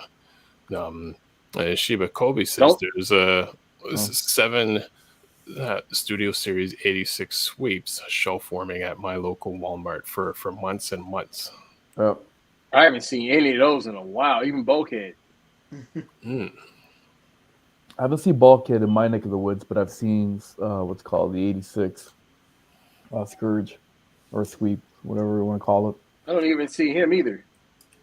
Yeah, he's been pretty common locally for a while. It's crazy how these regions are set up. You know, it's just like, man, where you think there's nothing over here, there's plenty over there. It's crazy. Yeah, it's been that way. I still never understand why they send the characters out like that. Yeah. Well, I could say just Go ahead, Charles. Go ahead. Sorry. I was gonna say in my area, like I can go to 2 WalMarts that are down the road from me. They won't have anything, and I'll go to Omaha, which is like 5-second drive, and they'll have like so much stuff. It's like they just stockpiled it all in one Walmart, and you're like, what the heck? Why can't you spread this stuff out? Now I don't understand that. I guess the important thing to remember is it is very much a distributor thing. It's not from Hasbro or Takara. They have specifically said, like, they're not a fan of it, and they try to figure out ways around it, because it is very much a what the retailers are buying and putting out type thing. Like, the reason that they put, like, guys like Origin Jazz on Hasbro Pulse is that's the thing they started doing because they knew that, Targets or Walmarts or whatever might not stock exclusive very well. So they were like, we're going to put up a slice of them up on Hasbro Pulse so some people can get a shot at them in case the distributors don't, like, do a good job of getting them out there. So it's something that they're aware of. No, I get what you're saying. I was gonna say, sorry. I get what Anthony's saying, right? But just kind of going back when I started to start to recollect again, especially the Generations when that came out back in 2010, right? When I went to the States, they had like Wheeljack and Scourge, which I went to every single Walmart. There was this thing called Zellers that's kind of similar, which is a Canadian company. Toys R Us, any toy place, whatever. None of it had it at all. I hopped over to New York, and they were, and it's Fine Glory, and it's like you wonder why they have certain characters, in certain places, and you try to look at the the analytics behind all that, and there's nothing, because how do you know what region people are more fans of? Like, are you saying like New York, you have more fans of Wheeljack and Scourge, versus Toronto? Or you have more fans of Grimlock, the blue Grimlock in California than there is in Minnesota, right? Stephen Bach has just informed me they did do a reaction figure of Blue Grimlock. See, there you maybe go. maybe I'll grab that if I see it.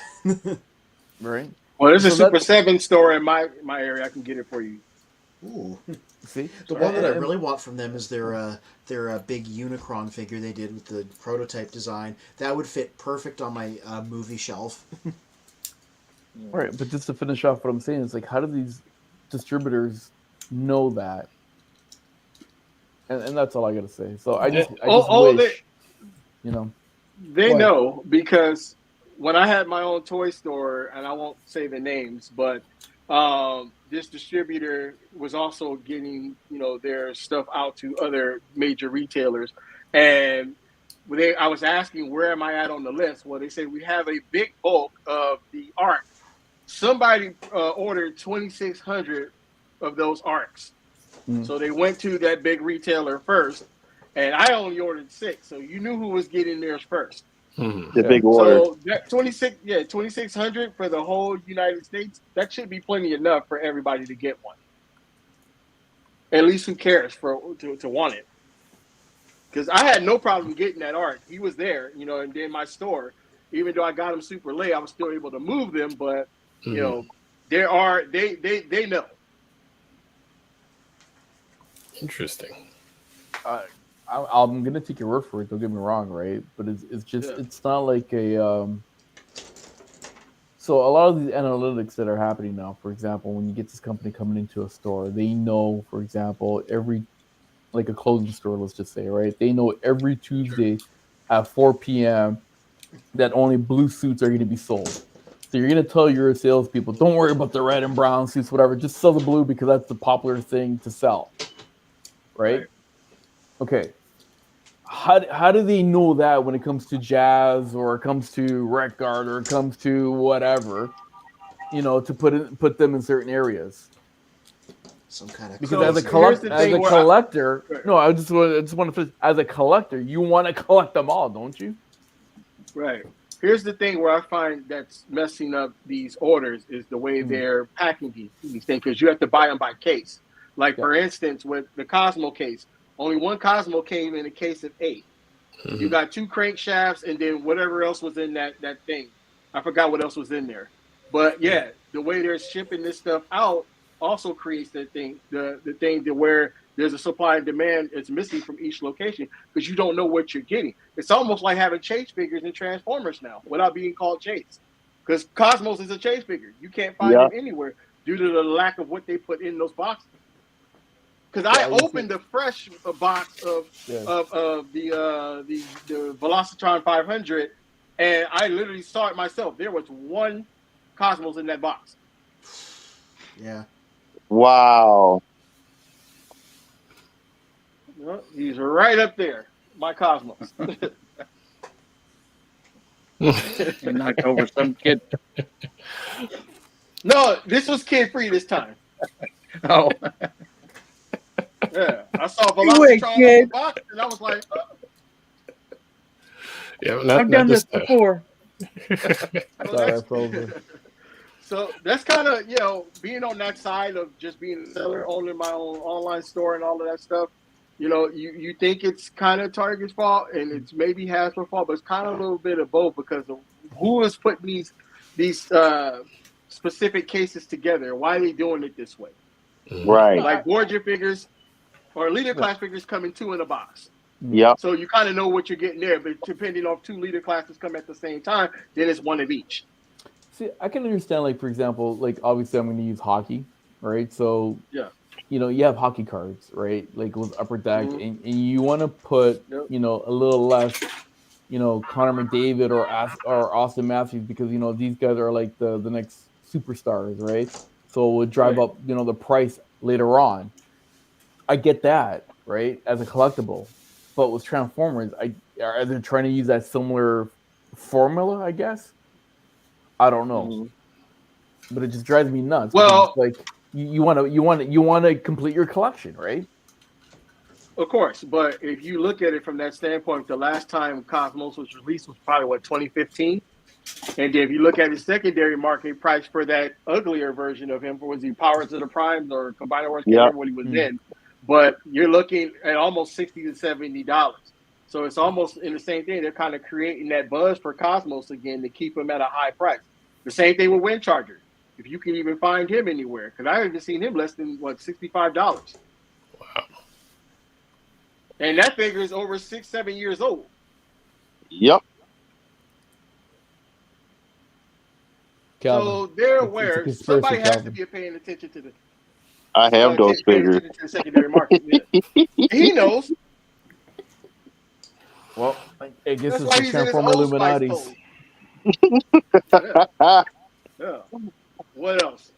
What else came in a funky type of order? Perceptor, I think, was the same kind of deal. Yep. He was kind of hard to get when he first came out. Then I heard rumors that they were supposed to do a box of 8 of Cosmos, but then I don't know what happened. That never I heard got that pushed too. out, or if it did, Mhm. if it ever came out, there was only select stores that got it. Damn. Oh, and like the same thing with the Siege Skyward. Somebody else was supposed to be re-releasing them, and that never even dropped. Mexico. Amazon Mexico had it. Was it Mexico? And I couldn't swear buy it the was damn Japan, figure. but- Skywarp is another character that's hard to get. It's really Yeah, hard to have get it them on. too in the box. Yeah. Yeah, no, but like as a single, or sometimes it comes with a pairing, right? I had to get I like don't a think this one knockoff came in a Skyward. pairing because it was Amazon, so they might have sold him just specifically as a single.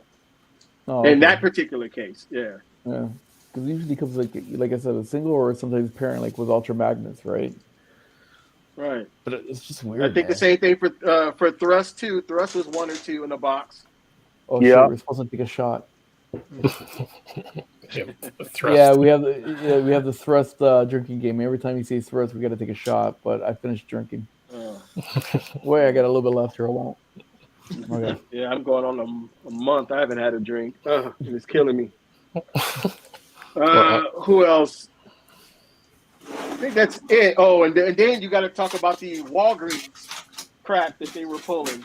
You know, with the Ratchet figure. I was surprised I found him. Oh yeah, dude. Yeah. So our closest comparison to Walgreens is Shoppers Drug Mart. Let's just say for us, they don't sell no Transformer figures. Yeah. GameStop generally gets the Walgreens exclusives here in Canada. Yeah, you guys probably would see it more than we would. But I say that one and Quasar was probably the 2 hardest figures to ever get out of Walgreens, in my opinion. Yeah. So what is the best stores? Sorry, so what is the best, I guess, common retail stores to purchase your Transformers? Like is it Walmart? Is it Target? I know Walmart. you guys don't have Toys R Us anymore. It's Target is it for me. Walgreens? No, Toys R Us is back. It's in Macy's. I don't know if you guys have Macy's. Yeah, there, yeah. but- I go to Macy's too. They always have discounts. We had, they're damn near giving it away up in there. Yep. Nobody knows Target. I mean, Toys R Us is back. Toys R Us deserve better than that. Than just I being do. put in the back of a women's clothes. It's crazy to me. But You serious? yeah, Wow. I think Target's probably, to me, Target's better than Walmart. Walmart just has better exclusives. But you know, Target is a Minnesota-based company, right? Yeah. So you should be the king. Nope. And you know why I say that? And I asked them the same question.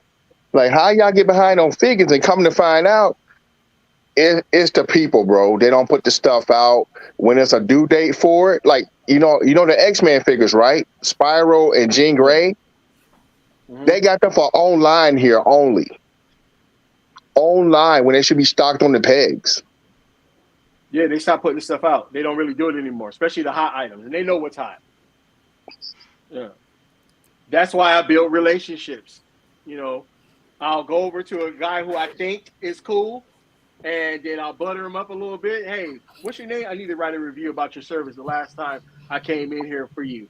And he goes, I don't remember helping you. I'm like, yeah, you did. You helped me. And he goes, what's your name? So I can write him a review. Then they happy to go back there. Damn. So you got to smooth them, man. That's what it is. See, when you guys talk about building relationship, I'm thinking like your local comic book / toy place. You know what I mean? like comic But books, those are a lot yeah, comic easier to book do. slash toy, like one of those mom and pop places, right? So they got the hookups, and when soon as something comes in, knowing that what you want, they give you a call, right? So you drive over and you grab your stuff. But I never thought the day that you got to build a relationship with guys that are working at Walmart or Target. No disrespect to those guys, but just the fact for them to come out, because usually back in my days, in a sense, when I got back into collecting with the generations, I used to ask the guy like, when are usually your shipment comes in, and they will tell us either Wednesdays or Thursdays. So I was there on the Wednesday and Thursday to pick things up. But that's Yeah, it's a crazy. science to it. Like, you never ask anybody for help over 50. Girls who have long nails, you can forget about that because they're going to bring you the wrong thing. Don't even bother talking to them. You try to look for the wholesome guy who's probably good at math. That's probably your target to see who would go back there for you to find toys for you, because he has some sense of what you're talking about. Okay, so you're saying that we need to write not a book, but like a pamphlet, like how to build relationships in Target or Walmart. These are the people you avoid, and these are people that you got to talk to. Right. And so, like, for instance, like if you see somebody in the jewelry section, don't even bother talking to them because they have no idea, because they're all splattered off in sections. So they don't know how to work each other's jobs. You can forget about that. So you have to pick your person. Yeah. Pick your person. This guy looks like he collects something. I don't know what it is, but I'm going to find out. And you heard this first on Children of Promise. Yeah, see, I do the opposite. Every time. Most of my toys I've actually gotten Target. From the Target, back. we're looking for Target. We're looking for sponsorship money here. Or send us some toys. See, I do the opposite. So I threaten people, and I actually got people fired because if you don't want to do your job, you got to go. And I report you to corporate, so I don't give a shit. You go to Here's the item. Here's the item I'm looking for. You got 4 in the back. Oh, we don't have. Okay. Okay, since you don't want to do your job, you finna get reported. Next person, please. Oh, we got it in the back. We going to get it. Thank you. That's it. So Minnesota. Yep. You've been warned, Walmart and Target. If you see Calvin the boxer coming in, serve him well. But no place is better for toys. Well, at least with Hasbro is better than Singapore and Malaysia. They get everything like 6 months. Oh yes. Yeah. There's so many times that I've like looking at reviews or whatever cases, or they got like this like updates or something, whatever it is. It's like Singapore or the Philippines. Philippines what too. The yep. Fuck? How they're able to get those things before us? Because there are factories over there. That's one. And then if you ever watch like their social media people who are not even interested in toys or into toys, you go in there, you see G.I. Joes just stacked. And like people would pay a premium to even find the Joes out here.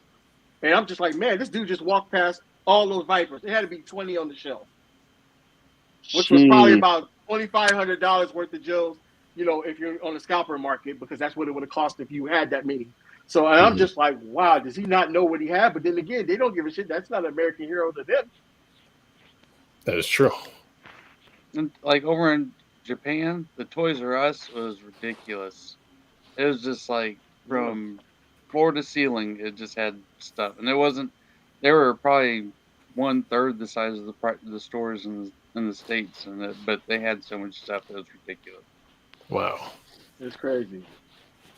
That's why I wish KB toy stores would come back. Yep. Sorry. What was the name he said?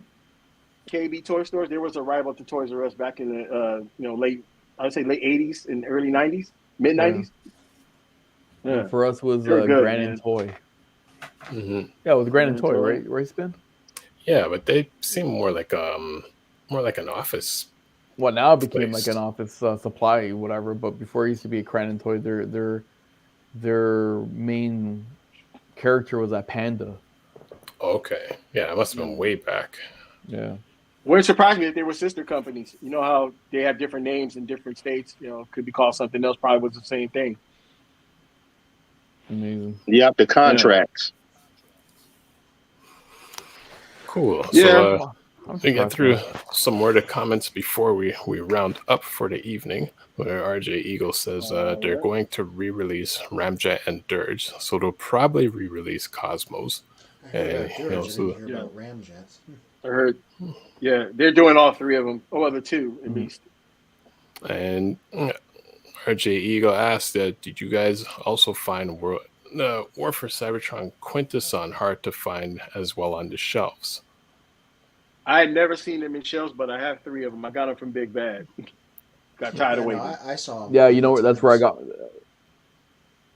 No, I didn't see none on the shelf, but I got mine actually at Big Bad as well. And are you Hard to still? find these questions, eh? Yeah. Also, I think we got to be aware of insider jobs where the employees are taking all the chase figures for themselves to resell. Yep. Yep. The AEW figures. Yep. I just put those on the site, Oh, that's in and Toy I City. can't believe how much. I can't believe how expensive these AEW figures are going for. I was like, there's one of Cody Rhodes. It's like one of 500. It's like a $2,000 figure. I'm like, Yep. for that price, I better meet him. Mm. What? Yeah. Wait a minute. Cody Rhodes for $2,000? Yeah. Yeah, well, Wow. so it's That is an American nightmare. Yeah, what the heck? It's only 500 made, so yeah. As of okay. today, what is he trending at? Oh, about almost $1,700 Wow. For Cody Rhodes. for A Cody $20 Rhodes figure. with a Star Trek Cody- shirt on and some. Cody Rhodes. So Cody Rhodes, one of 500 produced. We never even seen those up here. Chase figures, 0. When we do see I've them, never the seen one employees personally. Cody Rhodes. I'm still trying to get. Okay, I listen. I'm a big wrestling fan as well too. But I'm thinking, what Cody Rhodes? Look up his chase figure, one of 500. And if it's that Cody crazy, Rhodes. I can imagine what in Oh Canada my would God. be. Oh, that's $1 billion toy right? I figure right there. But I mean, Cody Rhodes. I could be on a loop right now. Cody Rhodes. We're talking about Cody Rhodes. Cody Rhodes. Practice? You talking about practice? It might be AI. Jeez, man. Not even Stardust. Cody Rhodes. Damn. All right. Next. Steven on YouTube says KB Toys was my jam for Toy Biz Marvel, G2 Transformers Spawn toys, and PS1 video games. And it had guys for both. Yep. I got the Nintendo Power Glove from there. Wow. Shiva Kobe says, man, I couldn't find a Quintesson for Love or Money on shelves. Big Bad. Yeah, Stephen Quinn says, RJ, I've never seen a Quint in person. Big Bad. I got 3 plus the Judgment Pit. Oh, yeah, the Judgment Pit too? Oh, wow. Oh. I would love to get that. I have to look into that. Oh, Kelvin's taking us on a tour. I tried. What you got for us, Charlie? Oh, you got one. You guys talking about that guy? Did he miss it? Yeah, Oh, yeah. I have that one too. Wow. Yeah, I got 3 of them. Not bad figure. I didn't like what they did with this character in Netflix. I was disappointed. Like, you know what? We talked about this. Yeah. I was so disappointed with Netflix. They made the show after the fact. This is just a Quintesson. You don't need to tie it to the show specifically. Plus, you can do the spinny head thing. Yeah. What do you want out of one of those? Hey, listen, I'm just happy that I'm just happy that they made it because let's face it, back in '84 or '86, that was never around. Well, there's only one TV show that could be made for Transformers that I want to see, and that's a remake of Quantum Leap in Transformers, where Skyfire is teamed up with Starscream, and Starscream is forced to go out throughout Transformer history and right the wrongs of previous Autobots and Decepticons to get his body back. Mhm. Ah, That would be a show. No, definitely watch that. Because now Starscream now has to become some type of an anti-hero where he has to decide whether he's going to stay in this robot or he's going to be able to leave. And then somewhere in the lines, he leaps into Megatron, which would be cool. Yeah. Pitch it. Let's do it. We should write the script. I think that would be a killer TV show. And there would release another 200 characters? Mm-hmm. Yeah. Because he's never in the same timeline? We'll just give it to that AI program, and they'll just write the script on our behalf, and there you go. Yep. Oh, yeah. I use that at work all the time. With a chat AI, there you go. We'll just put in the premises, and it's done. Yeah, I have it write the descriptions for my app. It does all that shit for me. I just type in the title, and it just writes a description and puts everything together, so I don't have to do it. All right. So as we round up, I want to thank Jonathan and thank everyone that's rolled through. But again, where can people find you and find the app? Well, I'm on pretty much TikTok, and I'm also on IG. I always forget my handles at the Toy Facts on IG, and I think it's the Toy Facts on TikTok. No, I'm under Jonathan Williams 415 on TikTok. I tend to make a lot of funny videos for those who have seen them. Of Transformers, I do that a lot. And then to find the Toy Facts, you can find it in the App Store on iOS. Small contribution of $3.99 helps me pay my engineers so I can better improve this for you guys. It's in the App Store. Android is coming soon. We have some bugs, so I couldn't release it. So I wanted to make sure that was fixed and working well, so you guys get what you pay for. So it's a one-time download of $3.99. And version 2 and version 3 are coming out later this year, where I'm going to further help the experience of trying to find toys prices and also getting toys from Target and Walmart, with SKUs and DPCI numbers and all of that stuff. So you guys don't have to hunt for that stuff anymore. So trying to make you guys' lives easier. So yeah, man, feel free to join and ask questions, or if you guys want to talk about the Toy Facts, open book. I'm especially looking for people around a bunch of different genres other than what Transformers is, so I can be successful with this. That's awesome, man. I wish you nothing but the best, man. So that's awesome. I appreciate that. Yeah, everybody's been super kind, and the feedback I've been getting is wonderful. People downloading an app and just helping me out with pricing. People have spent like 2 hours on the phone just talking Gundam because I didn't understand how it worked. I didn't understand how the model kits work. That is amazing. How many grades? Because I just thought it was just one specific, type of robot. No, there's levels to this. So a lot of understanding you got to. So right now I'm only working on perfect grade. I know that master grade and other grades are coming, but I just need to figure out the price points and make sure I'm doing it correctly. Don't forget us Canadians, okay? Yeah, well, definitely. You can download the site in Canada, but it's only American pricing, so it wouldn't benefit you that well. So, but you can still get an idea of what it is. So, I'm somehow going to figure out how to tether it into eBay Canada. Maybe that'll make it easier for you to use the app. So, I will have those conversations with my team, and hopefully we can get that out as soon as possible. Awesome. I'm all in. Appreciate it. And I'm going to do a website version for those who are not really out and just want to look at a bigger screen. So that's coming too. Nice. Anthony, what do you have lined up for tomorrow's review? The first of the big box from Bill, which I sure will be a regular feature on my rating for the future. The notorious Legacy Night Prowler, who has warmed shelves everywhere. And I wanted to have a look at him and see, are we a little bit unfair to him? Does he really deserve the lack of these guys going to anybody's homes that is happening right now? I'm gonna. He did very well in my area. Oh, he did not in mine. None of these guys did his little Walmart capsule.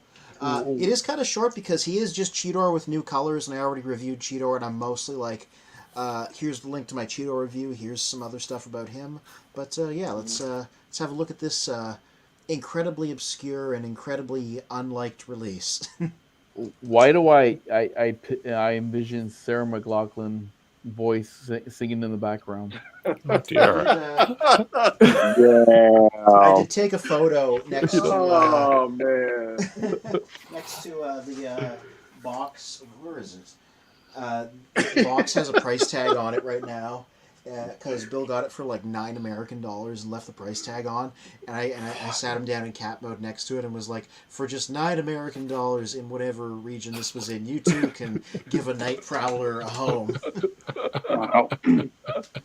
99 cents. That is Oh my hilarious. goodness. Oh man. So that'll be coming That's tomorrow. Cool. So that's on our website, childrenofprimus.com. And Shiva Kova says, I forgot the Sarah McLachlan song. Yeah. I haven't. Yeah, Nope. it's still trending in the charts in the States. Wow. RJ Eagle says, apologies for Anthony for mixing it with Jonathan. I don't care. It's fine. We all family, RJ. Yeah. Don't worry about it. Cool. Charlie and Calvin, anything you guys got coming up? I don't have anything. I don't have anything, but I do know I got some good figures that's coming this week though. The new Master of the Universe figures. I got the Sorceress and Dreamweaver coming. Oh, nice. Nice. Yep. Oh, hey, look who's here. It's my other cat. The other bobcat. Slowly filling the screen up with void. Amazing. I do want to ask you guys something. Maybe we can have a conversation. Maybe next time, Saturday or something, a Zoom call. I do want to kind of talk about this offline and just get your feedback of a feature that I'm working on, and does it make sense? And you guys could give me the drawbacks of what you guys think, so I can improve it. So. Either phone conversation, Zoom meeting. I would love to talk to each one of you about it, maybe separately or whatever. We can get as a group if that's cool. And definitely would love to pitch it to you guys to get a better understanding of how I can make it work better. No problem. We're all, like how you said earlier, man. We're all family. We're all children of Primus, man. So definitely. That was a Shiva's Cool, I point there, appreciate but that. yeah. So if we are not following each other on IG, I will definitely find you guys, and so definitely reach out. Cool. Cool. RJ Eagle says, thanks, guys. Much love. And thanks to RJ Eagle, Shiva Kobe, Vintage Toy Reviews, Stephen Bach, for everyone that's come out into the comments section. And, and yeah, definitely thanks to you guys for joining in tonight once again. Wait. Oh yeah. Did we say you have to hit the like button? Ring that You bell. have to hit the share button. You have to hit that notification button. Like, You comment, have to and tell us subscribe. about us. And subscribe. Yep. Still continue to comment, even though when you watch the video afterwards, so we can get some future ideas, or we can answer some questions as well too, or we can talk about those things. Did we mention all those things? And also shout out to Custom Media Creations and Professor D, and also CGT Cool Guy TV Collections. Nice. So shout out to everyone. But yeah, it was another fun stream, and we definitely have to all do this again. And possibly we're going to be live streaming from the LA TFCon this coming Saturday. So possibly for about an hour. So still working out the details for that. Nice. Sweet. I'm trying to get out there. I'm gonna try to see if I can rent a car and get down there. So No I'm pressure. gonna do my best. No pressure. I want to be down there. We just be down we agree. We definitely want you to be down there, but there's no pressure. Oh, there's pressure. Well, hopefully that works There's a out. race. Because someone else within the IG realm of friends is going to be there. So hopefully maybe you and him can connect. Who? Rashad. Oh, Rashad lives down. We're about 6 hours away from each other. I'm up north. He's in SoCal. Okay. But yeah, I will have to connect with him and ask and see what he's got going on. But I'm gonna see if I can maybe spend the day out there and just drive down there and see what's going on and drive back up. So Okay, cool. Yep. All right. All right. Yes. Well, on that note, thank you to everyone and to all our one. Peace. All I Have a want. good night Later, to all gents. our one.